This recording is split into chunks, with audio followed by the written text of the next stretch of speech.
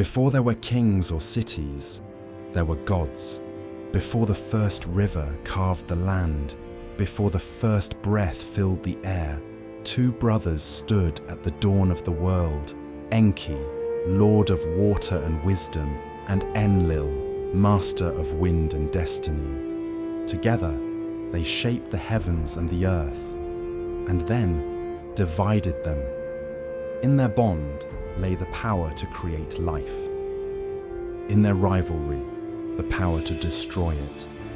Through love and wrath, flood and flame, they wove the first stories of humankind, stories of creation, rebellion, and the endless struggle between chaos and order.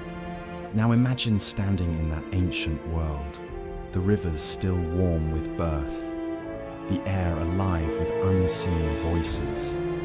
Would you stand beside Enki, the patient dreamer of the deep, or follow Enlil, whose breath could move mountains and command the storm? Tell me in the comments, whose vision of the world speaks to you more? The wisdom that flows, or the will that commands? Gently tap like and subscribe, so you never miss our next journey. Now dim your screen, let the night close in, and step with me into the beginning.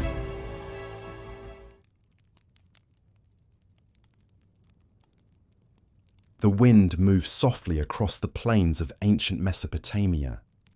It carries the scent of rain that has fallen far to the north, where the mountains spill their melting snow into two long, winding rivers, the Tigris and the Euphrates. They flow southward, slow and patient, cutting through endless horizons of clay and reed, until they merge in a cradle of fertile earth. It is here, between these waters, that the world's first cities will one day rise. But for now, it is still quiet. The land shimmers with heat by day and cools to silence by night. The air hums with insects, waterfowl drift through the reeds. In the distance, herds of wild cattle move across the mudflats, and human footprints appear beside their tracks. Light, uncertain, but growing more frequent with each passing season. These were not the wandering tribes of endless plains anymore. These were people who had begun to stay. They came for the promise of the rivers, the endless gift of life carried in their muddy veins. Each spring, when the floods arrived, they watched the waters spread across the fields, leaving behind a soft, rich layer of silt. It was the colour of creation itself, dark, damp, and full of possibility. From it they drew grain, from grain they drew bread, and from bread they drew time, the quiet time to think, to build, and to dream. The first villages of Sumer were little more than circles of huts made from reeds bound with clay. The walls smelled of the river. The floors were smooth from bare feet. Children played with small clay animals. Mothers ground barley on flat stones.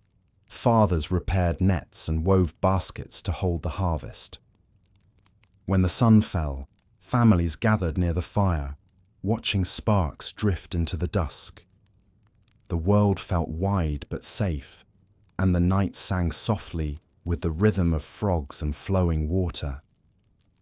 It was here that the first great thought stirred in the human heart, that life could be more than survival.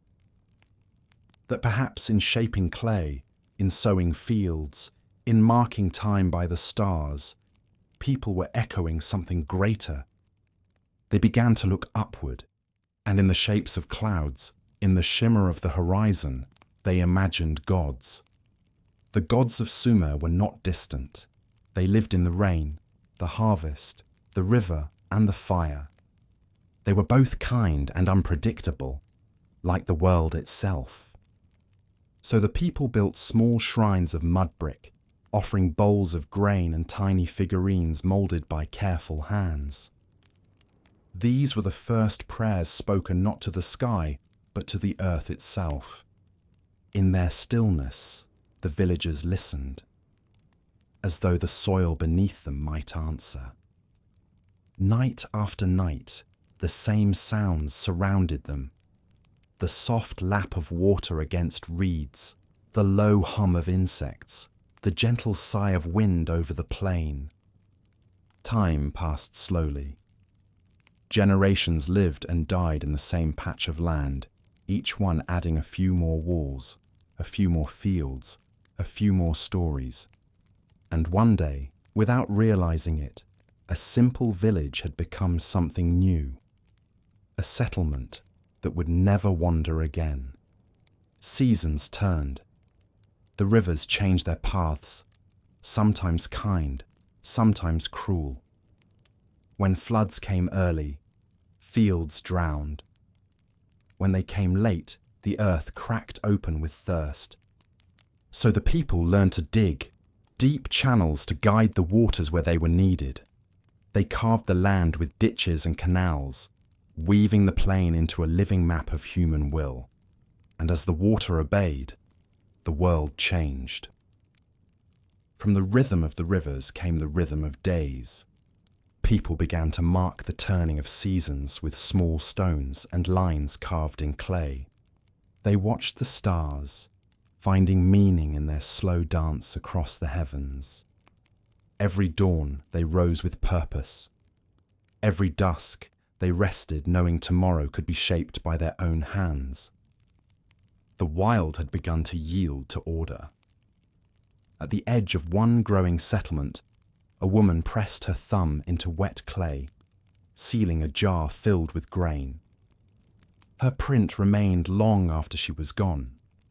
That single mark, so small, so human, would echo through time as one of the first records of ownership, of trade, of thought. From the touch of her hand, the idea of writing began to stir. The people of these rivers were inventing civilization, though they would not have called it that. To them, it was simply life, the hum of tools, the laughter of children, the whisper of prayers to unseen powers. They did not yet know that their way of living would outlast mountains, empires, and ages. They only knew that the rivers gave, and sometimes took, but always returned. As the villages grew, so too did their sense of wonder. They began to build walls of baked brick instead of clay. They crafted pottery painted with the colours of the dawn. They traded with other settlements along the water, exchanging grain for stone, wood for metal, stories for stories. Each encounter brought something new, a tool, a word, a dream. Soon, the settlements dotted the landscape like constellations on earth. Their fires shimmered in the night, reflecting on the water like stars fallen to the ground. Somewhere among them, the first name was spoken for the land itself. Sumer. It meant the land of the black soil, the fertile heart where the rivers met. The air was thick with the scent of wet clay and smoke. Everywhere, the sound of creation. Hands shaping earth, voices calling to one another. The steady beat of wooden mallets on stone. The night sky shimmered above them, vast and unending, and they began to believe that if they built enough, prayed enough, dreamed enough, they could touch the stars themselves. But even in these early days, there was tension between the peace of nature and the hunger of humankind. The rivers that gave life could also take it. Floods swept away homes, droughts starved the fields, and so to survive, the people learned cooperation. They gathered in councils, planned irrigation together, and shared the burden of survival. From this shared work came something greater, the seed of government, of unity. It was not ruled by kings yet, but by necessity. The water was their ruler, their rhythm, their god. Every season was a lesson, And in those lessons, they discovered balance between giving and taking, between faith and reason, between the fragility of their lives and the vastness of the world that cradled them. The stars above Sumer blinked softly, reflected in the calm surface of the canals. Somewhere, a child watched them and wondered if those lights, too, had rivers of their own. That quiet wonder, that curiosity about what lies beyond, was the first spark of all human discovery. And from that spark, history began to glow. As the generations passed, the settlements grew denser. Reeds gave way to bricks. Shrines grew into temples. The people began to build, not just to live, but to last. Each layer of clay, each carving in stone, each humble offering left behind was a message to the future. We were here. And so they were. The rivers whispered through the darkness, guiding the heartbeats of a civilization that was only just beginning to understand itself. The air was warm, the soil rich, and the promise endless. From this silence would rise Uruk, Kish, Lagash, and Ur, cities of song, lore, and story. But that comes later. For now, the world still dreams. The rivers still murmur to the moon. And in that dream, the first light of Sumer begins to glimmer. Faint, golden, eternal. The morning mist still clings to the reeds when the people of the river rise. Smoke curls from small hearths, carrying the scent of baked grain and damp clay. Somewhere a child laughs, chasing a bird from the edge of the field. The village stirs slowly, a living rhythm woven from the breath of earth and water. But above the hum of daily life, another sound has begun to rise. Softer, deeper, almost imperceptible. It is the murmur of faith, of a people beginning to speak to something beyond themselves. They do not yet know the names of gods, only that the world is full of presence. When thunder rolls, they feel its weight not as fear, but as language, a voice too vast for words. When the floodwaters retreat, leaving glistening lines of fertile soil, they whisper thanks to whatever kindness guided the river's hand. Every change in the wind feels like a message, every harvest like a reply. In time, these murmurs become stories. A woman tells her children that the grain grows because a mother goddess breathes into the soil each spring. A fisherman speaks of a river god whose mood decides whether the nets will be full or empty. The world, once silent, begins to speak through myth, and myth is how memory first learns to dream. The elders gather at dusk, sitting upon woven mats near the fire. The flames paint their faces in bronze and gold. They speak of spirits that walk unseen among the people. Spirits of storm and flood, of growth and decay. Each story is both warning and comfort, a thread tying the people together through wonder. Slowly, those stories take form in clay. Small figures appear, the shape of a mother with wide hips, a man with a horned crown, a bird with a human face. Each one is moulded with reverence, baked in fire, and placed upon small altars in the center of the village. When the people pass, they bow their heads slightly, not in fear, but in respect. For these figures are not just symbols, they are promises that life will return after the flood, that harvests will grow again, that the unseen world still listens. As the years flow on, like the rivers that cradle them, these altars grow larger. Huts of clay give way to courtyards. The courtyards become platforms. raised spaces of brick where offerings are laid out with careful hands.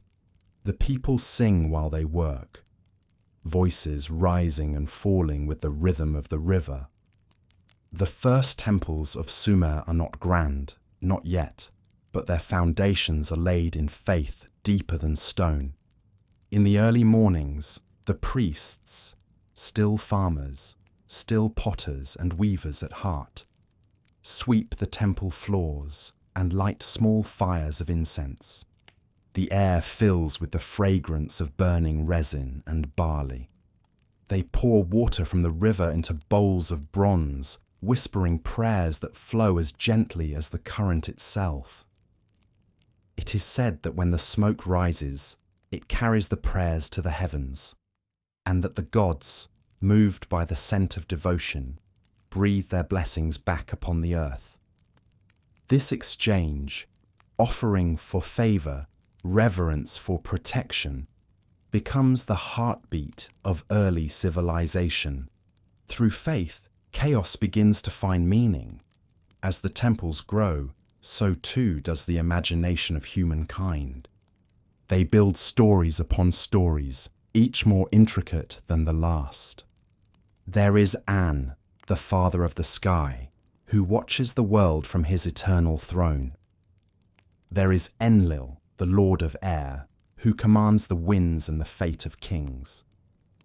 There is Enki, the clever one, god of fresh water and wisdom, who shapes destiny with quiet thought.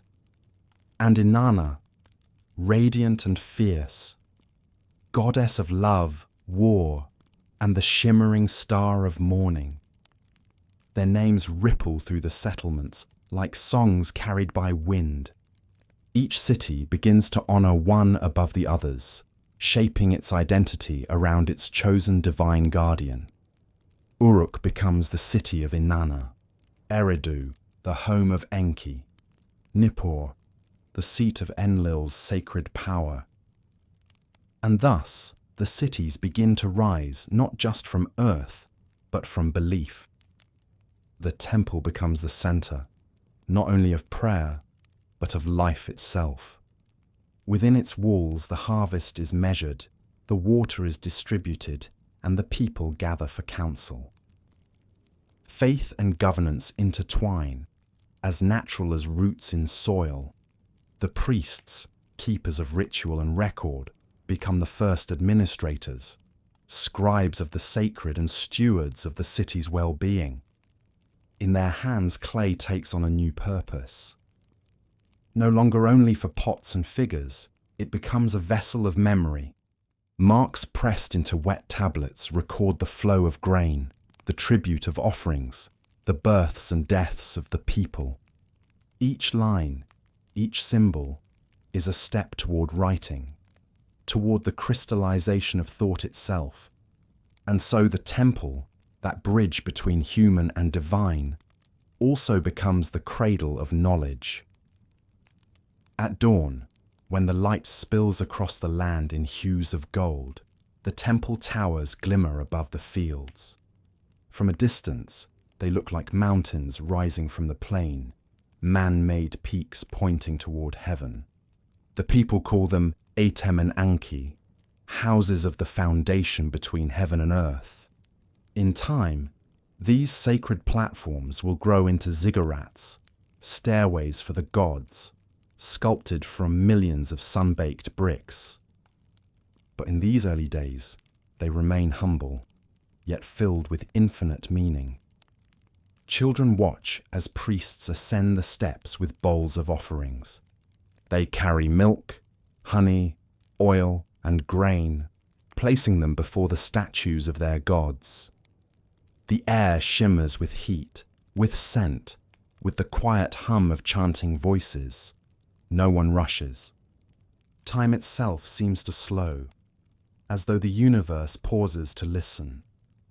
It is in these moments that the people of Sumer learn something profound, that faith, like water, shapes everything it touches. It softens hearts, binds communities, and gives form to the invisible. Beyond the temples, life flows on. Farmers still bend to the soil. Potters still turn their wheels. Shepherds still guide their flocks through the tall reeds. But now each act feels sacred.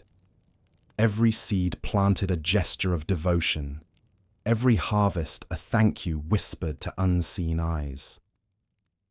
Even rest is worship. The quiet trust that the world will renew itself while they sleep. At night, under the boundless sky, the stars shine brighter than ever. The people of Sumer begin to see them not as distant fires, but as the writing of the gods themselves, patterns of fate scattered across the heavens. They watch as one bright star rises before dawn, Inanna's star, and they greet it with reverence. Some say the gods walk among them in dreams, teaching them the secrets of weaving, of counting, of healing herbs. Others believe that the gods live in the rivers and fields, forever present in every act of creation. There is comfort in that thought, that the world is not empty but alive, that every breath is shared with something eternal. One evening, as twilight settles over the plains, a woman kneels before a small clay figure at her doorway.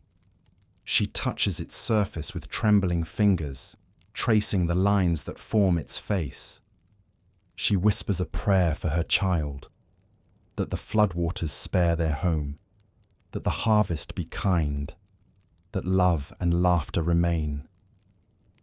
The wind stirs, carrying the scent of river water and distant smoke. She smiles, believing the gods have heard her.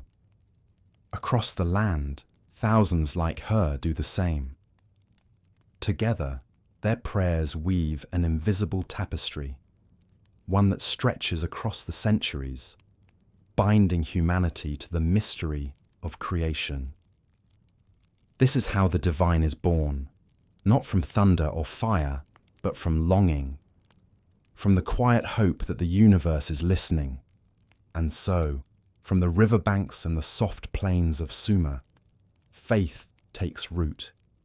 It grows with the crops, shines in the stars, and hums in the voices of those who build their lives upon its promise.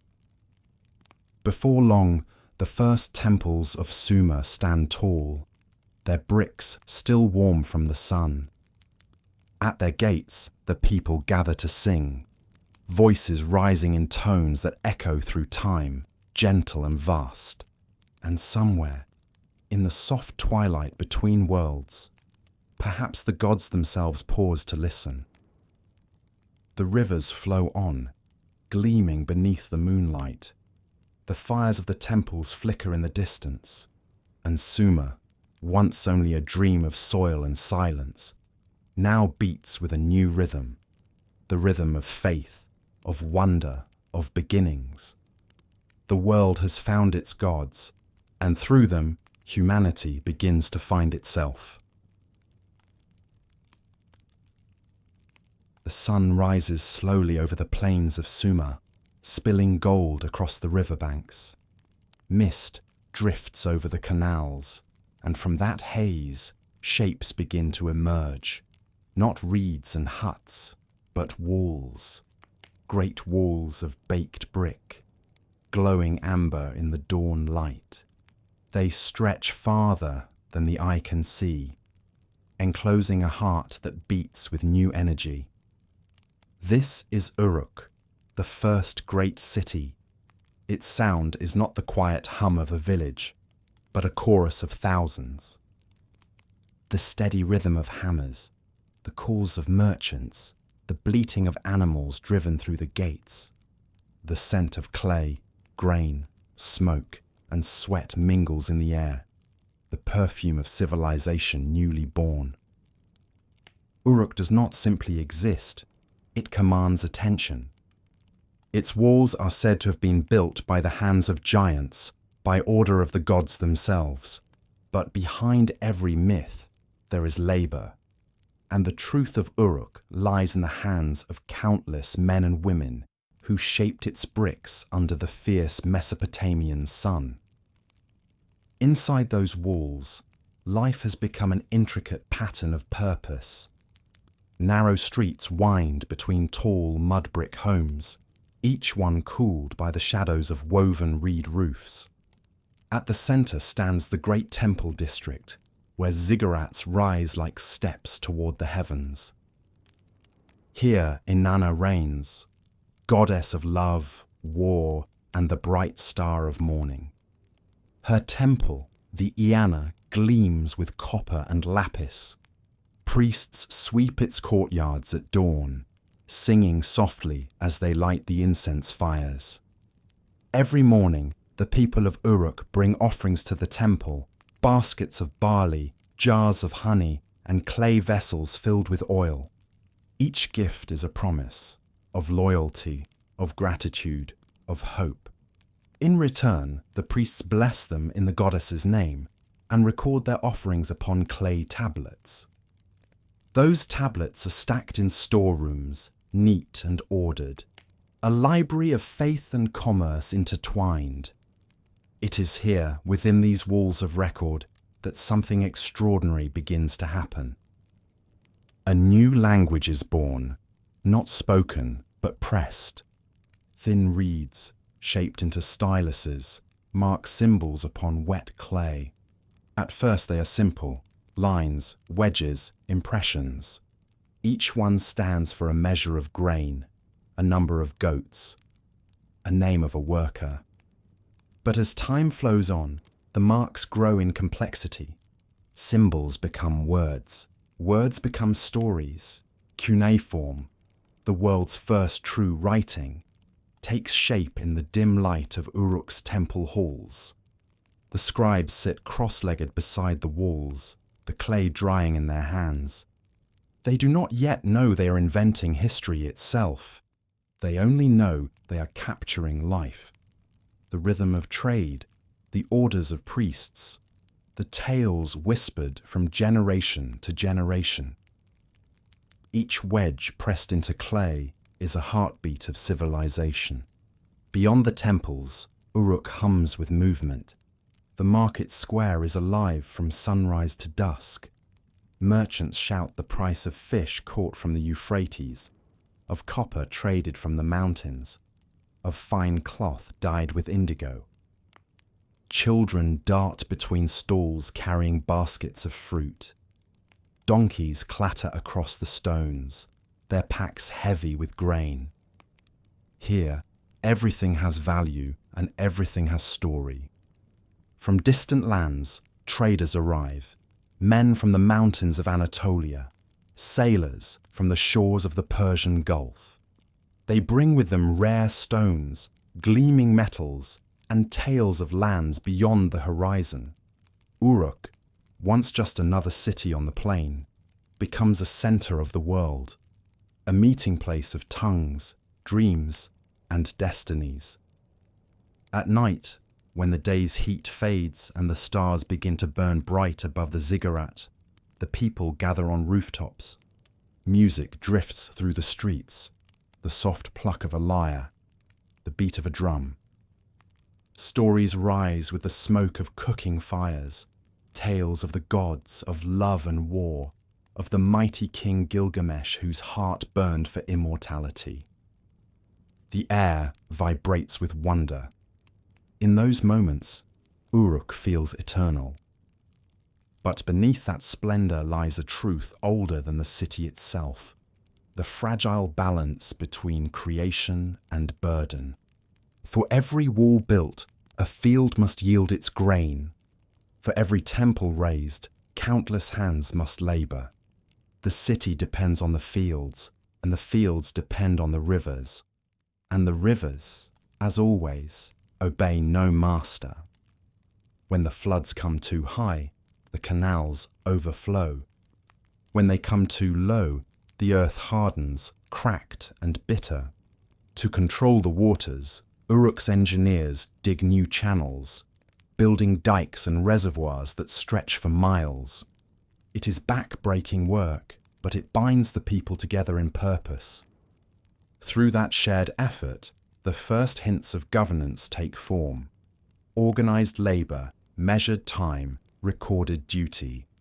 The king, the Lugal, the great man, becomes both ruler and servant of the gods. He stands at the center of all things, responsible for the city's order and for the favor of the divine. Some say Uruk's first kings were chosen by the gods themselves. Others whisper they were once mere mortals, raised by ambition and faith alike. Whatever the truth, the kings of Uruk walk the fine line between power and piety. Their names echo through stone and clay: Enmerkar, builder of temples; Lugalbanda, the swift one; and Gilgamesh, half god, half man, the restless heart of Uruk's legend. In their reigns, Uruk reaches its zenith, a city of unmatched beauty and complexity. The sound of its name will travel across centuries, carved into the memory of every civilization that follows. Yet even amidst glory, there are moments of quiet grace. A potter shapes a vessel in the soft afternoon light, his hands steady and slow. A child presses her thumb into the clay beside his, a small mark, a shared creation. In another corner, a scribe smooths a tablet and begins a list of offerings: 10 jars of oil, 5 goats, a measure of silver. He does not realize he is also recording himself into eternity. The heart of Uruk beats in such moments, in the ordinary made sacred. The rhythm of trade, the whisper of prayer, the rustle of reeds at the city's edge. Each sound, each scent, each gesture is part of a greater harmony that the people of Sumer scarcely understand but deeply feel. When twilight falls, the ziggurat of Inanna glows against the violet sky. Torches line its stairways, flickering like stars descending to earth. From the temple's highest terrace, priests gaze out across the land, canals glittering in the moonlight, the walls stretching outward like an embrace. They offer songs to the goddess, their voices rising into the night. Somewhere beyond hearing, perhaps the gods listen. Uruk has become more than a city. It is an idea that human hands can build something lasting, that thought can take form, that the divine and the mortal can meet halfway between earth and sky. It is the first awakening of a collective soul. In the quiet hours before dawn, the city rests. The fires burn low. The air cools, carrying the scent of baked earth and the faint sweetness of grain. A scribe places his final tablet upon the stack. A worker washes clay from his arms. A mother hums to her child. All across Uruk, life exhales in peace. Outside the walls, the rivers flow on, patient, eternal. They have seen the rise of the first farmers, the birth of faith, and now, the spark of civilization.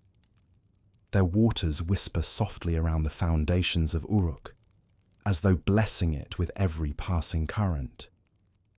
One day, even these mighty walls will crumble, the temples will fall silent, and the voices that fill these streets will fade into dust. But the mark of Uruk, its stories, its writing, its dream, will endure. For from its heart, humanity has learned something it can never unlearn, that we can create, and through creation, we can remember. And so the rivers carry that truth onward, past the city's glowing lights, toward the horizon. Beyond them, new lands wait, new cities, new kings, new stories. But for now, the world sleeps within the warm walls of Uruk, the city that woke the world. Dawn breaks softly over Uruk. Mist curls along the riverbanks, and the first light glints upon shelves of drying tablets stacked beside the temple wall. Each one holds a fragment of human thought. Small wedges pressed into wet clay, faint yet eternal. The scribes arrive before the sun rises fully.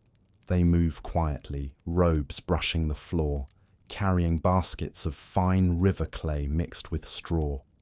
Their fingers are stained from yesterday's work, their eyes still heavy with the weight of dreams. Yet there is a calm devotion in their motions.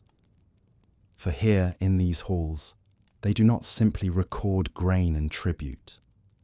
They converse with time itself. The air inside the writing room is cool. Stone benches line the walls, and low lamps flicker with smoky light. The scribes sit cross-legged, each with a smooth tablet before him. In one hand, a reed stylus, in the other, a damp cloth to wipe away mistakes. They pause for a moment, listening, to the hum of the city waking, to the faint murmur of priests in the courtyard, and then begin. A soft rhythm fills the room. Tap, press, lift, tap, press, lift. Each motion leaves a tiny impression, a triangle, a wedge, a sign. Together they form a language unlike any spoken tongue, a language of the hand and the mind, of pattern and patience. To the untrained eye, it seems like mere geometry, but to the scribes, it sings. Here lies the record of harvests and offerings, of marriages and births, of markets and debts. Here lie prayers to Inanna, hymns to Enki, contracts between neighbours, letters between kings. In these symbols, the people of Sumer learn to give permanence to what would otherwise vanish with the wind. The first writing began as necessity, numbers, measures, transactions. But necessity soon became wonder. For once, a mark could stand for a word, and a word for a thought. Anything could be captured. Dreams could be held in clay. And from that realization, a new kind of magic entered the world. Outside, the streets of Uruk pulse with life. Carts creak along the narrow lanes. Merchants call out beneath woven awnings, and the river glitters beneath the sun. But within the temple's archive, time feels slower, like a heartbeat stretched across centuries. A young scribe named Shuba hums softly as he works.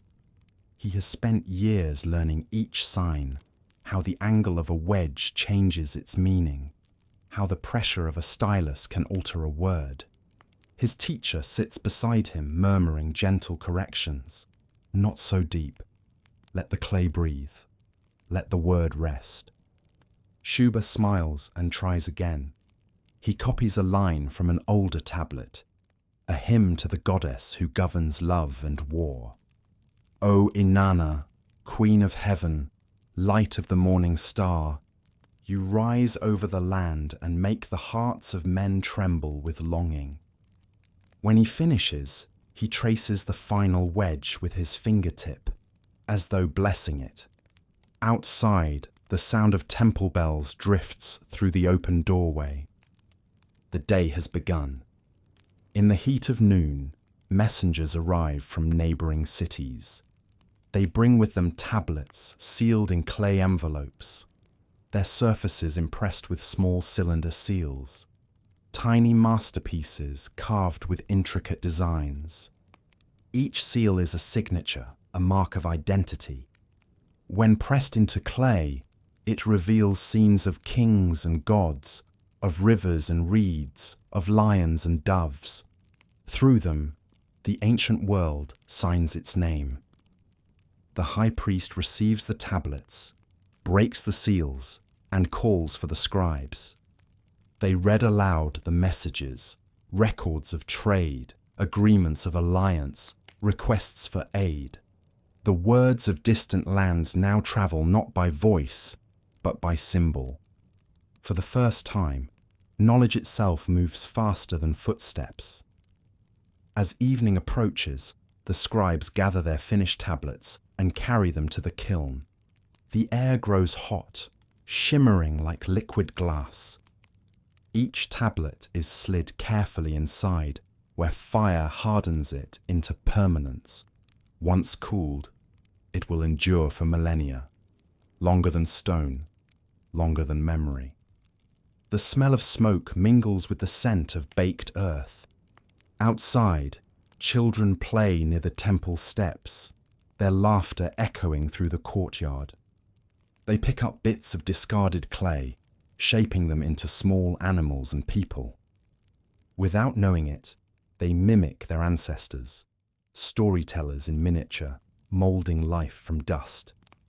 Night descends slowly. The sky turns violet, then indigo, then deep black scattered with stars. From the ziggurats' peak, torches flicker like constellations brought to earth.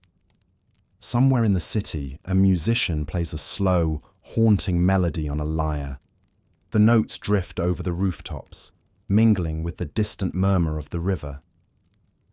In the quiet of the archive, Shuba lingers. He runs his fingers over the lines he wrote that morning. Each mark feels alive beneath his touch. He wonders whether these symbols, these voices pressed into clay, might still be heard long after he is gone.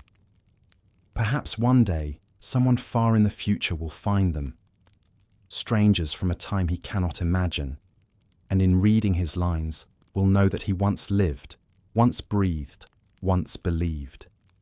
He sets his stylus down and steps outside.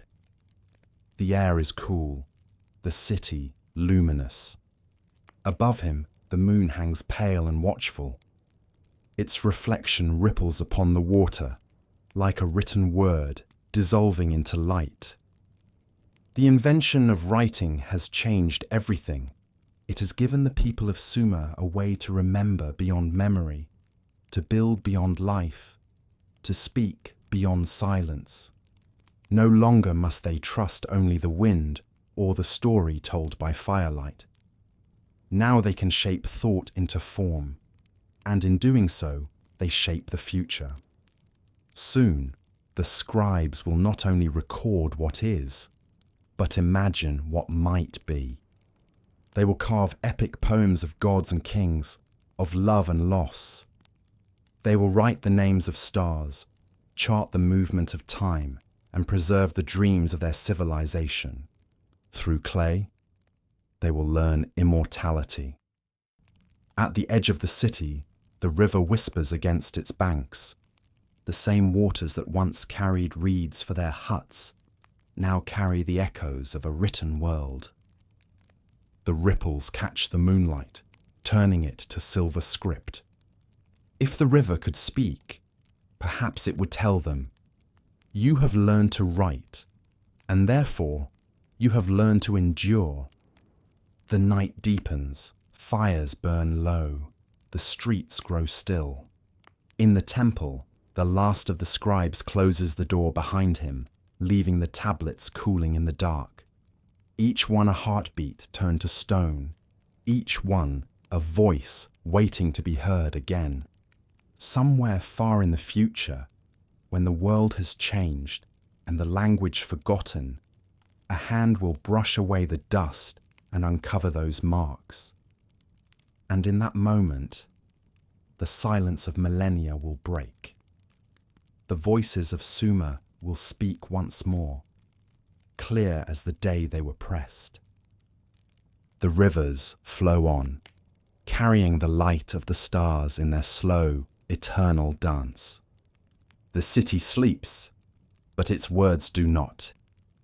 They rest in the clay, whispering softly beneath the weight of time. And so, from Uruk to every corner of the world that will come after, the message endures. That even the smallest sign, the gentlest touch upon earth, can become a voice that never fades. The night wind drifts through the empty streets, cool and tender. The fires within the temples glow like distant suns. And in that stillness, the clay remembers everything. Morning returns to the plains of Sumer with a soft, golden hush. The mists lift slowly from the water, revealing the shimmering veins of canals that spread like lifelines across the land. Everywhere there is motion, gentle, purposeful, endless. The people rise before the sun, their shadows long against the dew-covered earth. In every village and city, the day begins with the same prayerful rhythm. To the soil, to the rivers, to the steady breath of life itself. The Tigris and Euphrates are more than rivers now. They are memory, guardian, and promise. Their waters are the pulse of the land, unpredictable, sometimes cruel, but always returning. From their floods come the silt that feeds the fields. From their banks, the clay that builds the homes. From their depths, the fish that fill the pots of evening. Everything in Sumer, every dream, every story, flows from their gift. When the floods recede, the fields glisten with a thin layer of rich black soil. Farmers wade through the mud barefoot, their feet sinking softly as they sow the seeds of barley and wheat. They move with the patience of generations, their gestures inherited from fathers and grandfathers who worked the same ground. The air smells of wet earth and distant rain. In the background, the songs of workers rise and fall with the rhythm of hoes striking the soil, an ancient harmony of labour and hope. By midday, the sun burns bright and relentless. The irrigation canals shimmer under its glare, carrying glints of light across the plain. Men and women walk along the embankments, checking the gates and channels that guide the water through the fields. A single misstep, too much or too little, can mean the difference between abundance and famine. And so, the farmers of Sumer learn to read the land as one reads a sacred text. Every crack in the soil, every cloud in the distance, every whisper of wind. In the cool shade of the village, potters shape the clay left behind by the rivers. Their wheels spin slowly, the wet earth singing beneath their hands. From this humble material come vessels for oil, jars for grain, and cups for the temple. Some are simple and rough. Others are etched with graceful lines, filled with symbols of the gods who watch over craft and harvest alike. When the pots are fired, the scent of smoke drifts over the rooftops, warm, comforting, eternal. Further along the riverbank, fishermen mend their nets. The water moves lazily, glinting bronze in the sunlight. Each ripple catches the reflection of ziggurats far away, as though the gods themselves peer down from heaven into the moving mirror of the world. At dusk, when the heat fades, the fishermen push their reed boats into the water. They cast their nets under the first stars, guided by instinct more than sight.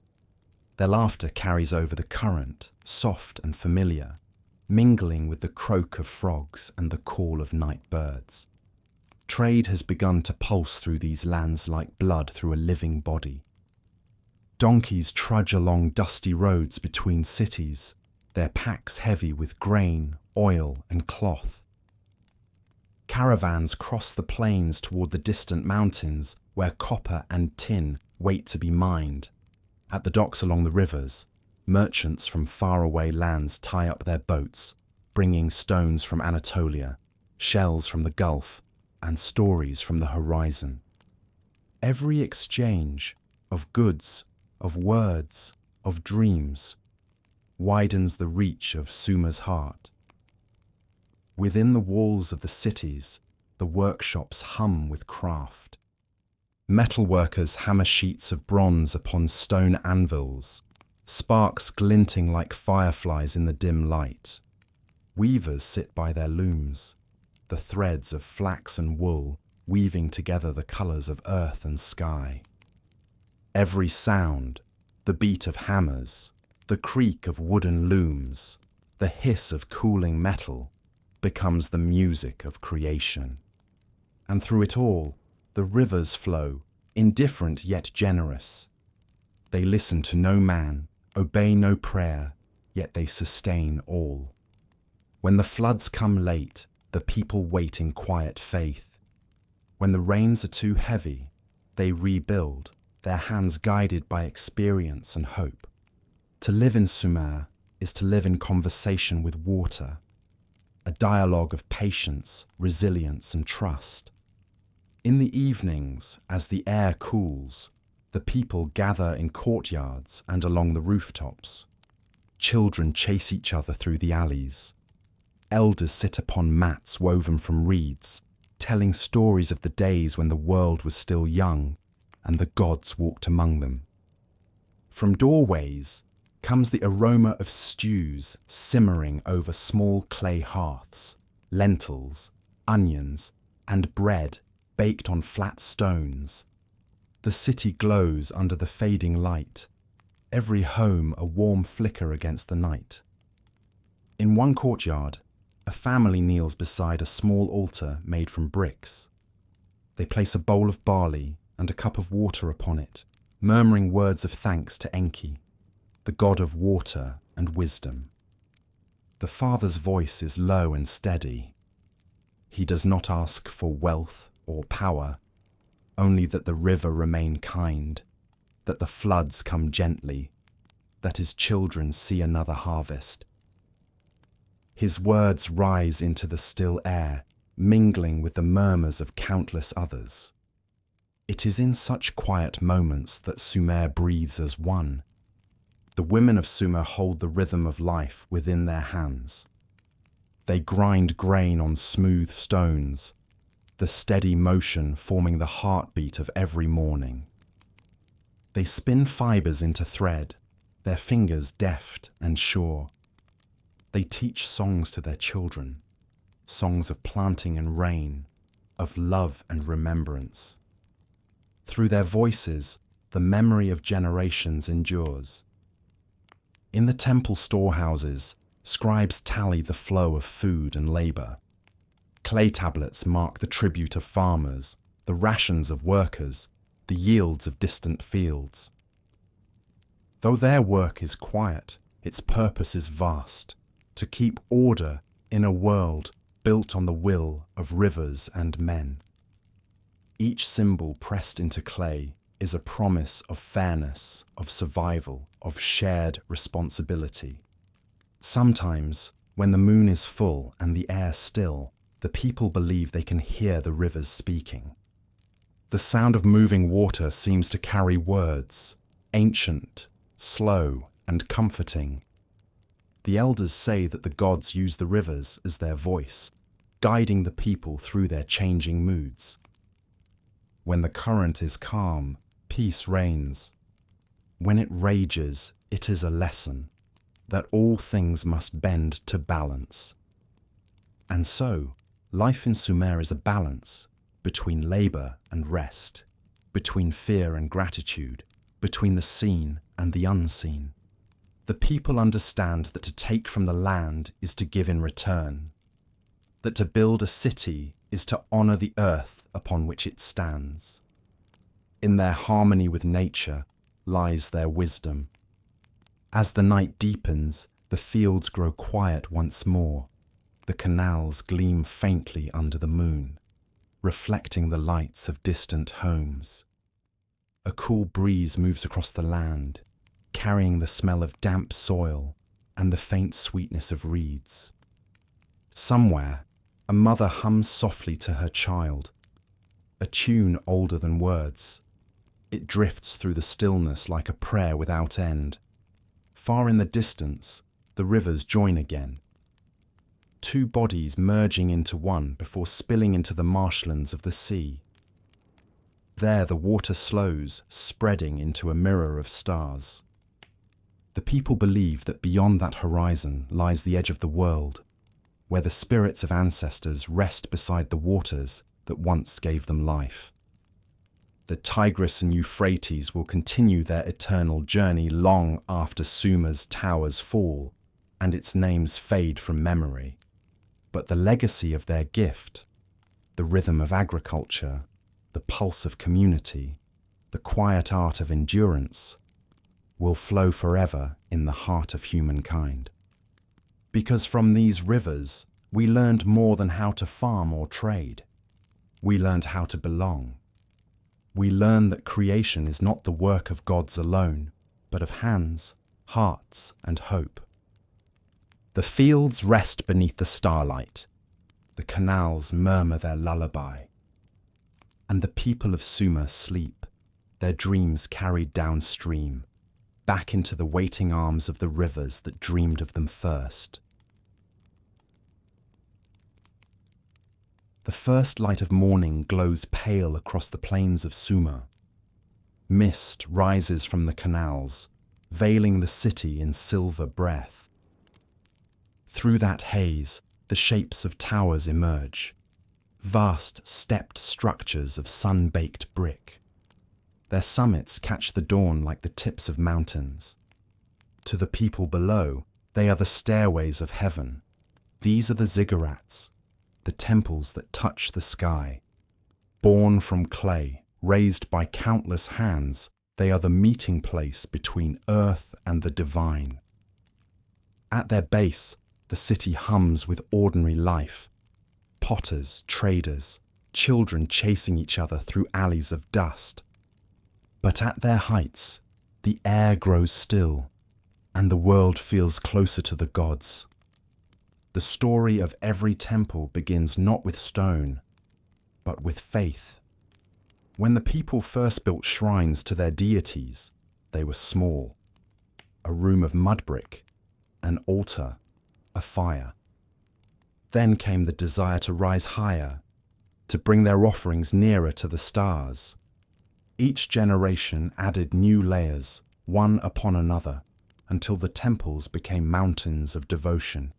From afar, a ziggurat appears solid and eternal, yet its heart is fragile. Clay and straw bound by belief.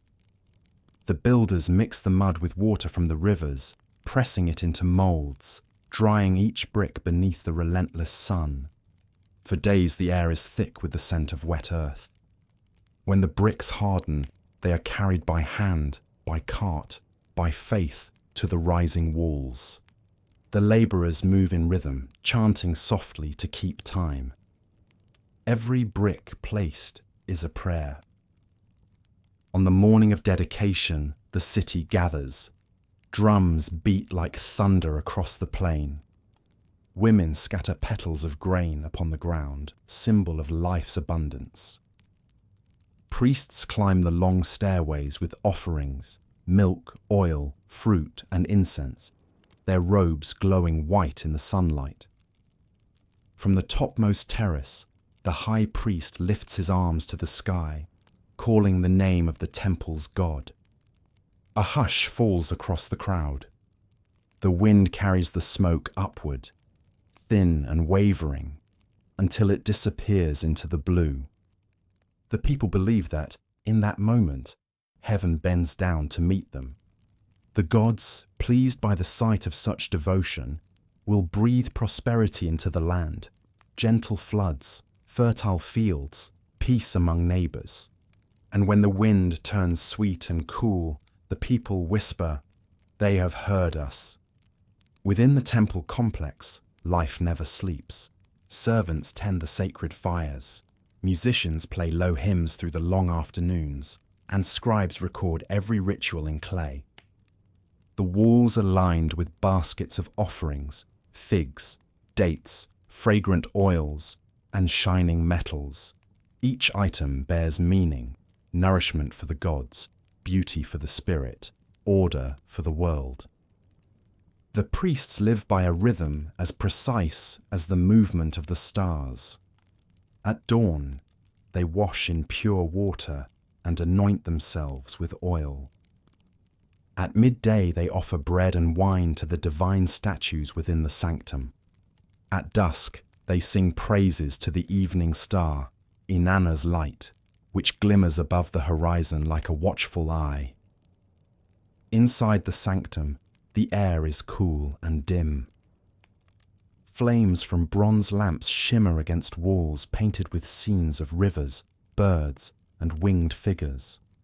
The statue of the god stands at the center, carved from wood, dressed in fine cloth, adorned with gold. It is not seen as stone or idol, but as a vessel, a place where the divine essence chooses to dwell. When the priests speak before it, their voices are soft, measured, and filled with reverence. Outside, the temple courtyard is alive with people.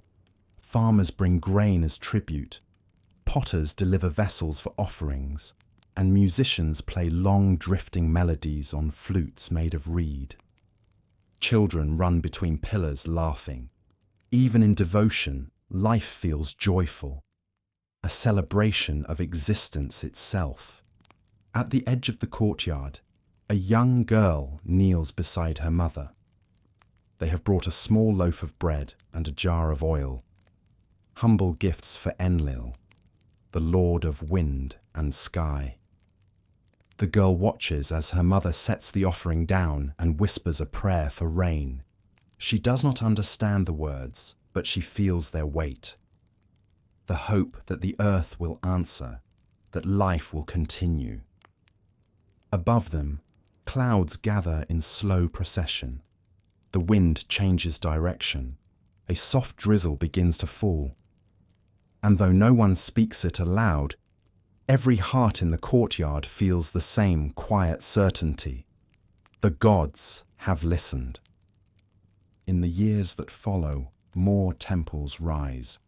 Each city builds its own. To Enki in Eridu, to Nanna, the moon god in Ur, to Inanna in Uruk.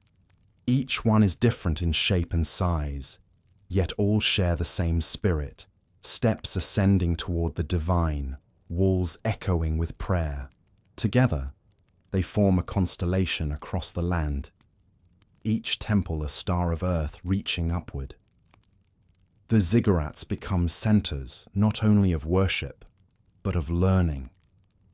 Within their precincts, scribes study the heavens, measuring time by the movement of stars. Physicians record remedies for illness. Teachers instruct the children of nobles, and architects design the next generation of temples. Knowledge, once scattered like seed, begins to root in these sacred halls. As night falls, torches blaze along the temple terraces. From afar, the ziggurat appears to float, a pyramid of light rising from darkness. The air hums with quiet song. The priests chant hymns that speak of creation, of order born from chaos, of gods who shape the world from clay and breath. Their voices drift over the sleeping city, mingling with the murmur of the river. For the people of Sumer, these temples are more than monuments. They are reminders that the world itself is sacred, that heaven and earth are not separate realms, but reflections of one another. To climb the ziggurat is to ascend through the layers of existence, the soil, the air, the sky, and finally, the eternal. Sometimes when the wind is just right, the sound of the priests chanting carries for miles. Travelers on the plain stop to listen, their hearts stirring with a longing they cannot name. Even from a distance, they can feel the pull of the temple, a beacon of faith guiding them home. Inside the city, life continues in its steady rhythm. Farmers trade their harvests in the market square. Potters exchange wares. Children splash in the canals. But every so often, a shadow passes over their faces as they glance toward the temple's towering form. It stands above them all, serene and watchful, a promise carved from earth, reaching for eternity. Years pass, floods come and go. Kings rise and fall. The temples are repaired, expanded, renewed. Each generation adds its own layer of brick, its own breath of prayer. Time weaves itself into their foundations. When the rain darkens the clay, the walls gleam as though newly born. When the sun returns, they shine like gold. At night, when the fires within burn low, the ziggurats stand silent beneath the stars. The air grows cool, the scent of incense lingers. A lone priest walks the terraces, his footsteps echoing softly. He looks out across the sleeping land, the rivers glinting like silver threads, the distant cities flickering like embers. He feels the enormity of it all, a people who once wandered, now rooted in purpose, their dreams reaching higher than the horizon. He whispers a prayer, not of request, but of gratitude, for the earth that yields, for the rivers that nourish, for the hands that build, for the gods that listen. The wind stirs his robe, carrying his words upward. He smiles, knowing that the temple itself is listening, and when he descends, the night closes behind him, the stars mirrored in the dark canals below. The ziggurat stands unchanged, ancient yet eternal. A bridge of clay and faith, a mountain built by human hands, a promise carved between heaven and earth. In its quiet grandeur lies the heart of Sumer's spirit, that to reach for the divine is to honor the world that bears us, and that every brick, every breath, every whispered prayer is part of a single act of creation. The rivers sigh against their banks, the fields gleam beneath the moon. The city sleeps in the shadow of its temples, safe, small, infinite. The morning sun spreads like molten bronze across the walls of Uruk. The air is still, heavy with the scent of baked brick and the low hum of awakening life. From the ziggurat's highest terrace, a priest watches the city stir, carts rumbling through the gates, herds moving toward the pastures, merchants arranging goods upon shaded stalls. Somewhere below, the royal drums begin to sound, slow and deep, marking the heartbeat of the kingdom. In these days, Sumer no longer moves only to the rhythm of rivers and seasons. It moves to the rhythm of rule. Where once councils of elders guided the flow of work and worship, there now stands a single figure, the Lugal, the great man. He is the voice of the city, the mediator between earth and heaven, the one who bears both crown and burden. His name will be carved into stone and pressed into clay. His deeds will become the measure of time itself. The first kings of Sumer were not conquerors but caretakers. Their power rose from the need for order, to control the waters, to divide the harvest, to speak for the gods when the people could not. At first, the crown was no crown at all, but a woven circlet of reeds offered to whoever could lead the floodworks or settle disputes. Yet power, once tasted, takes root. And as the cities grew, so too did their kingship. In the great hall of Uruk, sunlight filters through narrow windows, falling upon walls carved with scenes of triumph and devotion. The king sits upon a high seat, its base shaped like a lion, its surface inlaid with copper and lapis. He listens as petitioners kneel before him. Farmers pleading for water rights, merchants disputing trade, soldiers requesting pay. His advisors murmur, scribes press records into clay. Each decision becomes law, each word preserved. To the people, he is chosen by the gods. His authority flows from heaven. When he speaks, the city obeys. But in the quiet of night, when the fires burn low, and the halls fall silent. Even a king can feel the weight of clay upon his shoulders. He walks the palace corridors, bare feet brushing cool stone. Outside, the moon glimmers upon the canals, and the faint song of frogs drifts through the air. He pauses by the window, looking toward the ziggurat that towers over the city, its terraces glowing in the moonlight, its summit lost in the stars. He wonders if the gods truly watch from above, or if the power he wields is only the echo of their silence. For every king must learn that rule is not glory, but duty. It is the endless negotiation between justice and survival, faith and fear. And though he wears the crown, he too is bound by the will of the rivers. Beyond Uruk's walls, the plain stretches into a patchwork of rival cities, Ur, Kish, Lagash, Umma, each with its own temples, its own gods, its own kings. Trade connects them, yet pride divides them. Every city believes itself the chosen heart of the world. Every king believes his reign ordained.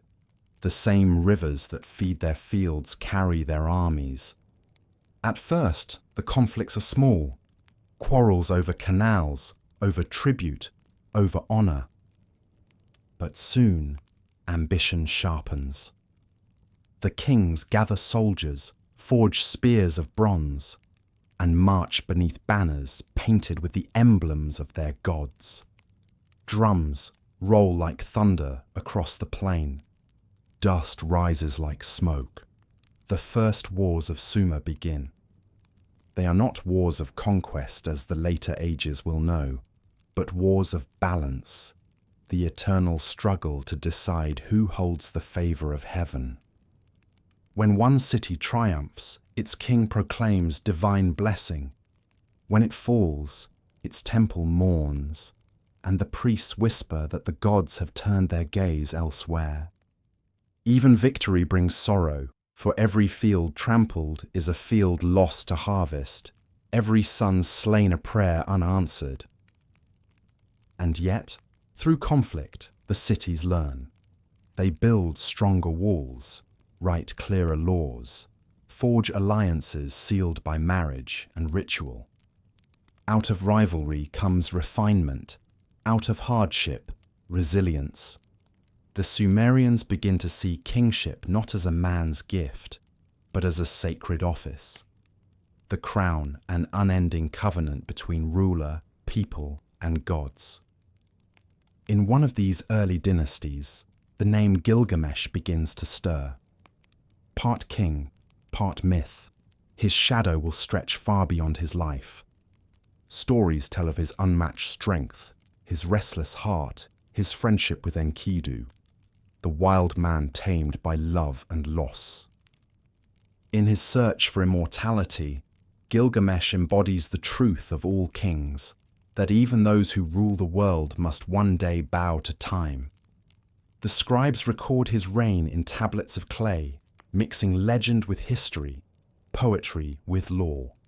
For the Sumerians have learned that memory itself is power. A man forgotten is a man undone. But a name carved into clay can live forever. In the bustling markets of Uruk, life goes on beneath the shadow of kings and temples. Merchants haggle over prices, children play by the fountains, and storytellers recite verses of the royal lineage to curious crowds. The people revere their rulers, but they also understand them. Kings are men, like rivers, capable of nourishing and of destroying. So they pray not only for their king's victory, but for his wisdom. In the temple archives, priests and scholars begin to write the first codes of law. Lists of rules, punishments, and duties designed to keep the peace between neighbor and neighbor. They inscribe them in simple, rhythmic language. If a man damages another's wall, he shall rebuild it. If a merchant cheats in trade, he shall repay twice the sum. Each law becomes a brick in the foundation of civilization. Justice, once spoken only in council, is now bound in clay. As the years unfold, the role of kingship changes. The ruler is no longer merely the servant of the gods, but their mirror upon earth. He builds palaces not only for power, but for the glory of the divine. His image is carved upon steles and seals, tall figures with bearded faces, their hands clasped in prayer, their eyes lifted toward the heavens. To rule is to remind the people of heaven's order. To fail is to invite chaos. And yet, beneath the crown, the human heart remains unchanged. There are kings who rule with kindness, who open the granaries in years of famine and rebuild the canals after floods. There are others whose pride consumes them, who tax the people heavily to build monuments to their names. The gods watch both with equal patience, for in the long arc of time, even tyranny becomes a lesson. One evening, as the sun sinks behind the ziggurat, the king stands upon his palace roof.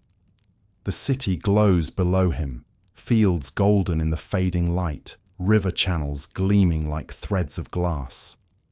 From this height, he sees everything he commands, yet he also sees how small it is compared to the endless horizon. He feels the wind on his face, carrying the scent of water and distant storms. And for a moment, he sets aside the weight of crown and title, and remembers he is merely a man of earth and breath. The drums fall silent. The torches are lit. In the streets below, laughter and music drift from the taverns. Children chase each other through the shadows.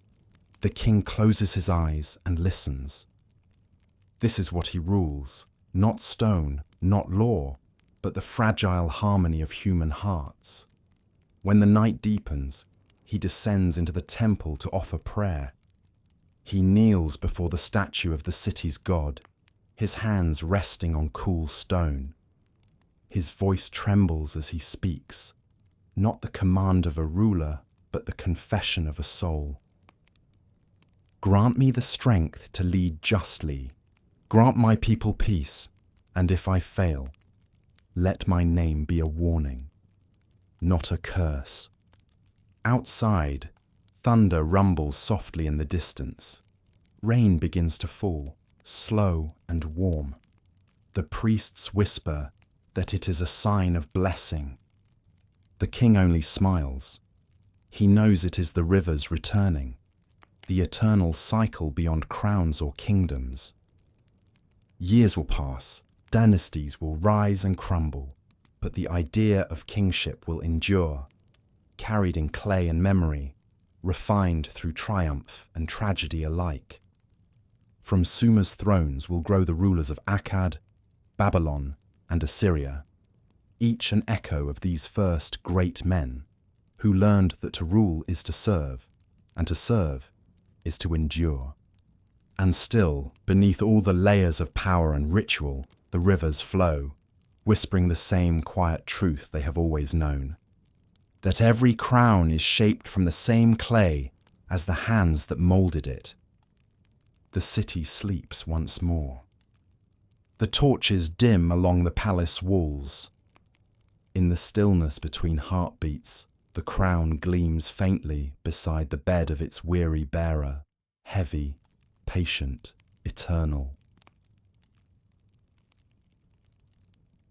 The wind moves softly across the sleeping plain, whispering through reeds that bend like sighs beside the river. Far away, the city of Uruk glows faintly, its walls glimmering with starlight, its towers reaching like fingers toward the heavens. It is a city of beauty and power, and at its heart walks a man who is both king and legend. His name is Gilgamesh, 2/3 divine, 1/3 mortal. He is the son of the goddess Ninsun, born with strength beyond measure and a mind restless as the wind. The scribes say his footsteps shake the gates of Uruk, that his eyes see farther than any man, and that his spirit is too vast for even the gods to contain. He builds the walls that will outlast empires. He raises temples to the stars. Yet in all his greatness, there is no peace within him. The people of Uruk love him, but they fear him too. For Gilgamesh is young, proud, and untested by sorrow. He demands that the city labor endlessly in his name. He calls himself chosen, favored, eternal. And the gods, watching from above, decide that no mortal, even one born of their blood, should walk so far from humility. So they send him a mirror, a reminder of what it means to be human. From the wild steppe beyond the rivers, they shape a man of clay and breath. His name is Enkidu. He lives among the animals, free and untamed. His hair is long, his body clothed in the dust of the plains. He drinks beside the gazelles, runs with the herds, and knows no law but nature's. But word of Gilgamesh reaches even the wilderness, carried by merchants and travelers, stories of a mighty king who claims to be unmatched. And somewhere in the heart of the wild man, a stirring begins, the pull of destiny. When Enkidu first comes to Uruk, the people watch in awe. He is like a piece of the earth given voice. He walks straight to the temple gates and challenges Gilgamesh, blocking the king's path. Their eyes meet, pride against pride, strength against strength. And they fight. The city trembles beneath them. Dust rises like storm clouds as they grapple, each refusing to yield. But when at last they pause, gasping for breath, something shifts. In their struggle, they have seen each other's hearts. Enemies no longer, they clasp hands. From that moment, they are brothers. Together, they become unstoppable. They lead the men of Uruk in feats so daring that songs are written before the deeds are even done. They journey to the distant cedar forest, guarded by the monstrous Humbaba, servant of the gods. Through endless days and nights they march, across deserts, over rivers, beneath the watchful eyes of heaven. The forest rises before them at last, its scent heavy with resin and shadow. Its trees are taller than the ziggurats of Uruk, their crowns lost in clouds. When Humbaba roars from the darkness, the earth shakes. But Gilgamesh stands firm, and Enkidu at his side. Together they face the guardian, their courage burning brighter than fear. The battle rages, fierce and terrible, thunder and flame, roar and steel, until Humbaba falls. The forest is silent once more. They cut down a single cedar, its trunk vast enough to build the gates of Uruk anew. They offer thanks to the gods and return home, their hearts filled with triumph. The city welcomes them with music and flowers, with wine and praise. For a time, it seems even death itself might yield to their strength. But no mortal triumph goes unnoticed. From the heavens, the goddess Ishtar, radiant and fierce, watches the heroes with desire and envy. She descends to Gilgamesh, offering her love, her power, her immortality. But the king, proud and wary, refuses her. He recalls the fates of her many lovers, each blessed, then ruined, and he turns away. Humiliated, Ishtar's wrath burns hot as the sun. She calls upon her father, the god of heaven, to release the bull of heaven to punish him. The bull descends in fury, its breath scorching the fields, its hooves splitting the earth. Men scatter before it, the ground opens, swallowing the unlucky whole. But again, Gilgamesh and Enkidu stand side by side. Together, they strike the beast down. The city rejoices, but the gods do not.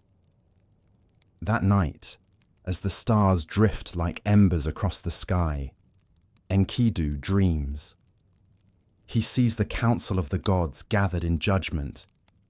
For slaying the bull and defying the will of heaven, one of the heroes must die. The decree falls like thunder. Enkidu is chosen. He wakes in fever. The wild strength drains from his limbs. His laughter fades. Gilgamesh stays beside him, helpless, his divine blood powerless to save the man who taught him to be human. Days pass. The sun rises and falls, and still Enkidu weakens. At last, with a final breath, he whispers to his friend, "Do not forget me." When silence comes, it is unbearable. Gilgamesh sits beside the still body, the weight of grief pressing harder than any crown. He touches Enkidu's hand, already cold. He stares into the face that once reflected his own pride, and for the first time in his life, he knows fear, not of battle, not of gods, but of death. He cannot accept it. He will not, and so begins his greatest journey. Not for conquest, not for glory, but for the secret of eternal life. Gilgamesh leaves Uruk behind, the walls he built fading into dust behind him. He walks the length of the earth, across deserts where the sand burns his feet, through forests where shadows whisper his name.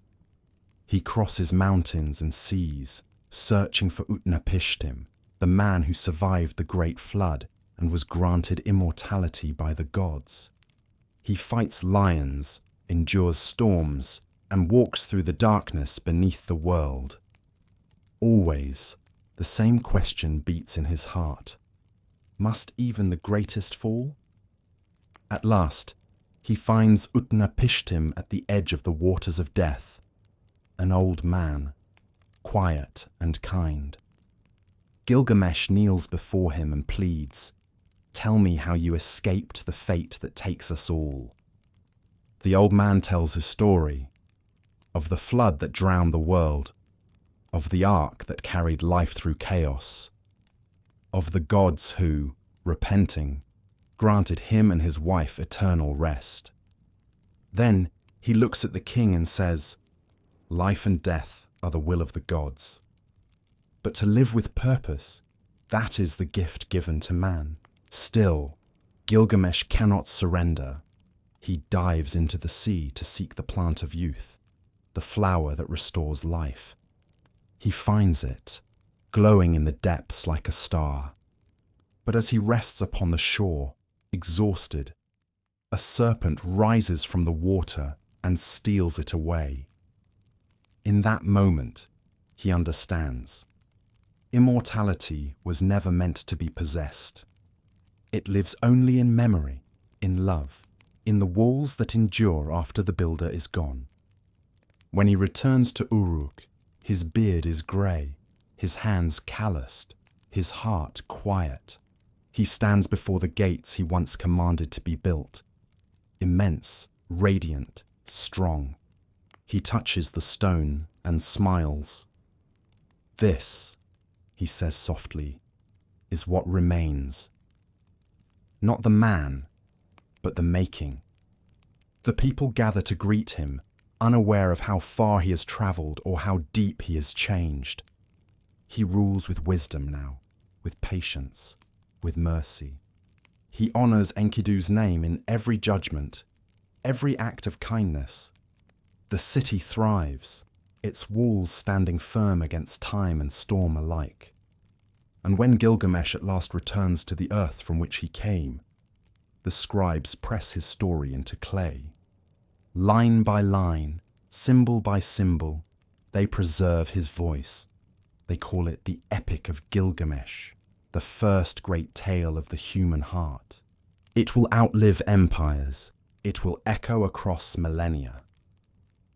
It will remind those who come after that no man, no king, no god is untouched by love or loss. In the stillness of the night, the rivers flow beside Uruk as they always have. The ziggurats gleam beneath the stars, and somewhere, in the eternal hush of the desert wind, two friends walk together once more, their laughter carried forever between the worlds of man and myth. The gods remain silent, but the clay remembers, and through it, the heart of Sumer still beats, proud, fragile, endlessly human. The morning begins with sound, the low bray of donkeys in the distance, the soft slap of sandals on sun-warmed stone, the faint chiming of metal as traders lift the doors of their stalls.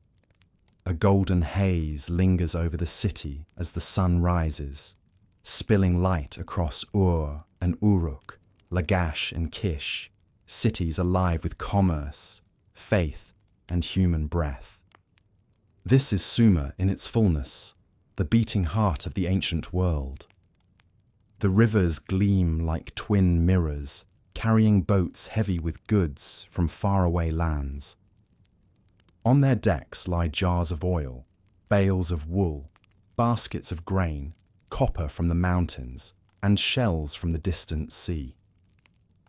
The air hums with motion, the rhythm of creation, of exchange, of endless possibility.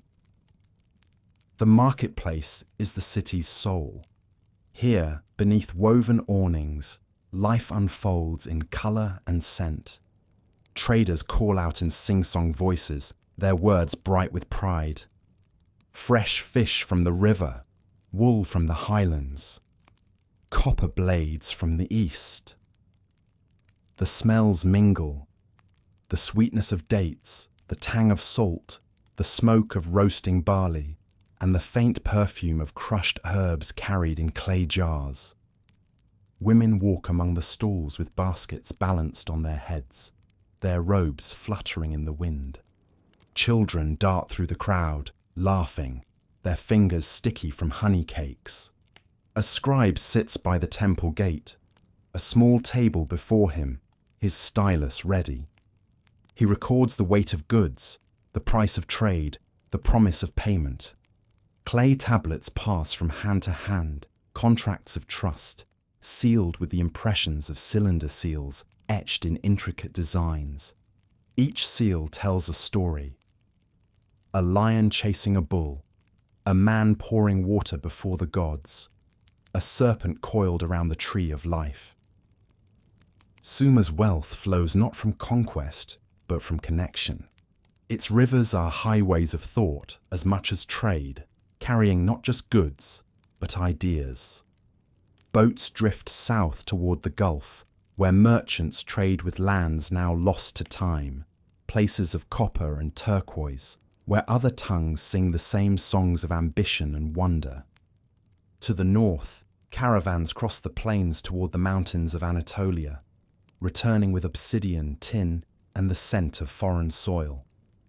Within the workshops, craftsmen work by the rhythm of their hearts. Bronze glows red in the furnace. The hammer rings out against the anvil like a heartbeat. Each strike shapes more than metal. It shapes identity. Here, the first weapons of kings are born, but so too are the delicate blades of harvest and the fine ornaments of love. Nearby, in a quiet courtyard, a jeweler polishes a bead of lapis lazuli until it gleams like a drop of midnight. The stone has travelled from far beyond Sumer's horizon, carried over mountains, across deserts, through hands and hands and hands, a small fragment of the world gathered here in the cradle of civilization. When the craftsman threads it onto a golden wire and holds it to the light, it sparkles as though the sky itself has come to rest upon his palm. Music drifts through the streets, the soft pluck of a lyre, the breath of a reed flute. Singers chant hymns of Inanna, goddess of love and trade, whose blessing rests upon all who barter with honesty and joy. Children join the chorus, their voices pure as river water. The rhythm of daily life becomes a song of its own, steady, ancient, eternal. In the temple's storehouses, scribes count the flow of wealth.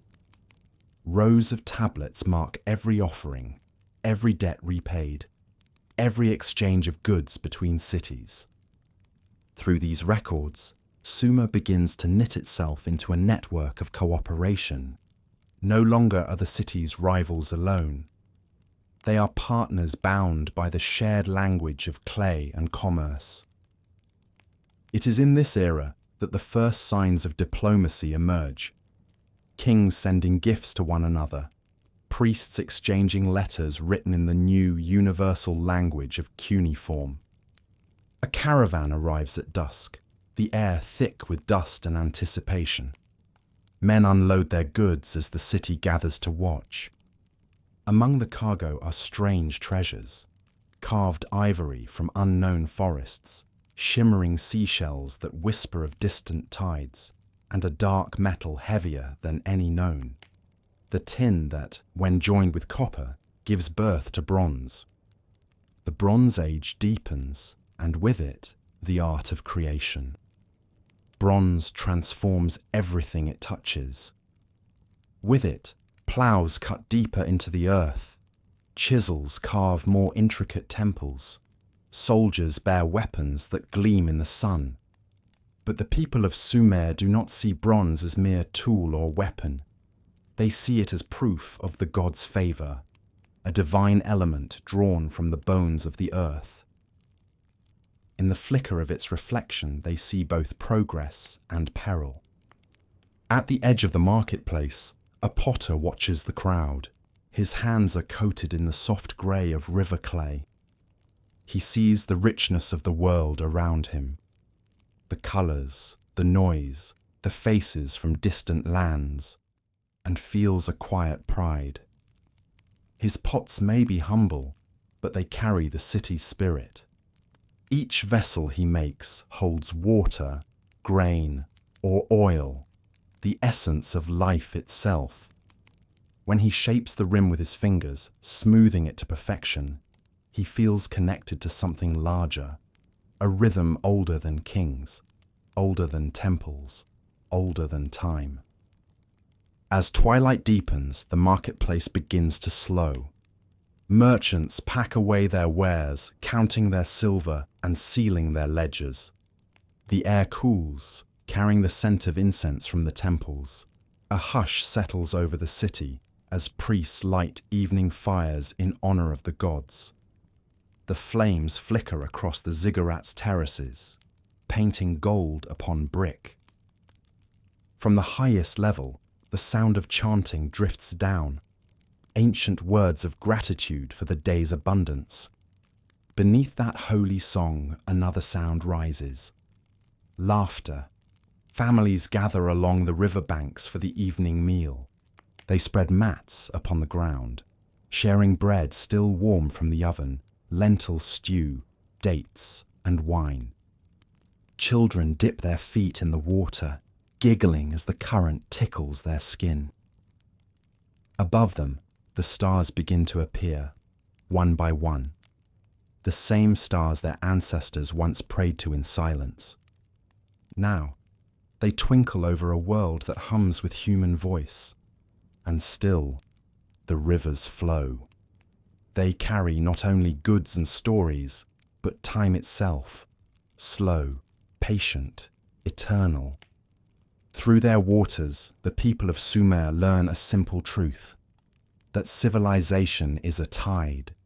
It rises, falls, and rises again.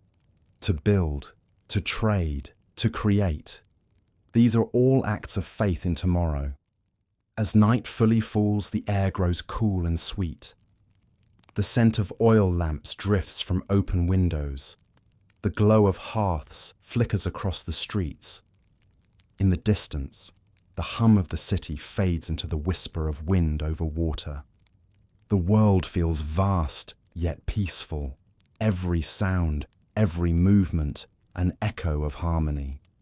In a quiet corner of the city, a scribe finishes his day's work.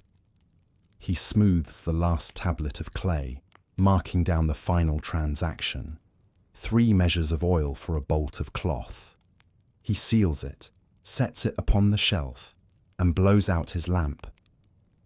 Before leaving, he looks out at the stars and smiles. Each one seems to shimmer with the promise of continuity. That tomorrow, the markets will open again, the rivers will flow, the world will keep turning. And far away, in other lands, unseen eyes watch the glow of Sumer's cities.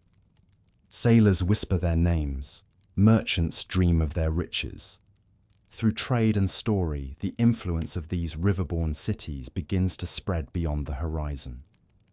Sumer's song travels with every boat and caravan, carried by wind, memory, and wonder. The night deepens. The torches fade one by one, until only the ziggurat remains, its topmost flame a single star upon the earth. The air grows still, the markets sleep, and beneath the silence, the heart of Sumer beats on, steady as the tide, eternal as the rivers that dreamed it into being. The night has barely lifted when the first notes rise over the fields. A shepherd sits upon a low hill, his reed flute pressed to his lips, the melody curling through the cool air like a thread of smoke. The sheep graze quietly below, their bells chiming softly in rhythm. Far away, the sun begins to climb, its first light glancing off the rivers and rooftops of Sumer's great cities. It is another day in the land of the black soil, and the world awakes in harmony. In the streets of Ur, potters open their kilns, and the smell of baked clay mingles with the faint sweetness of date palms.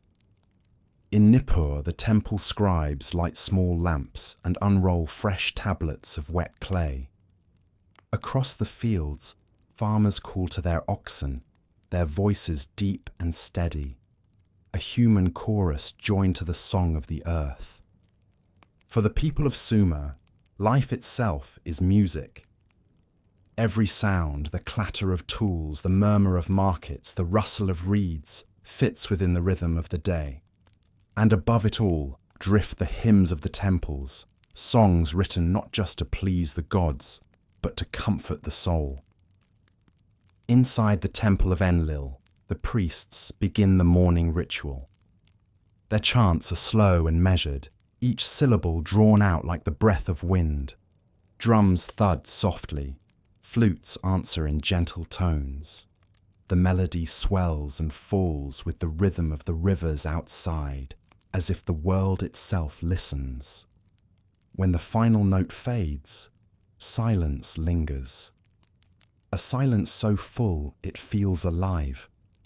From this union of voice and devotion, poetry is born. The scribes of Sumer, already masters of the written word, begin to shape language into art. They carve lines that rise and fall like song, verses dedicated to gods, to kings, to love, and to loss.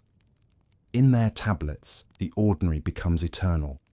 One poem speaks of a farmer thanking the goddess of grain.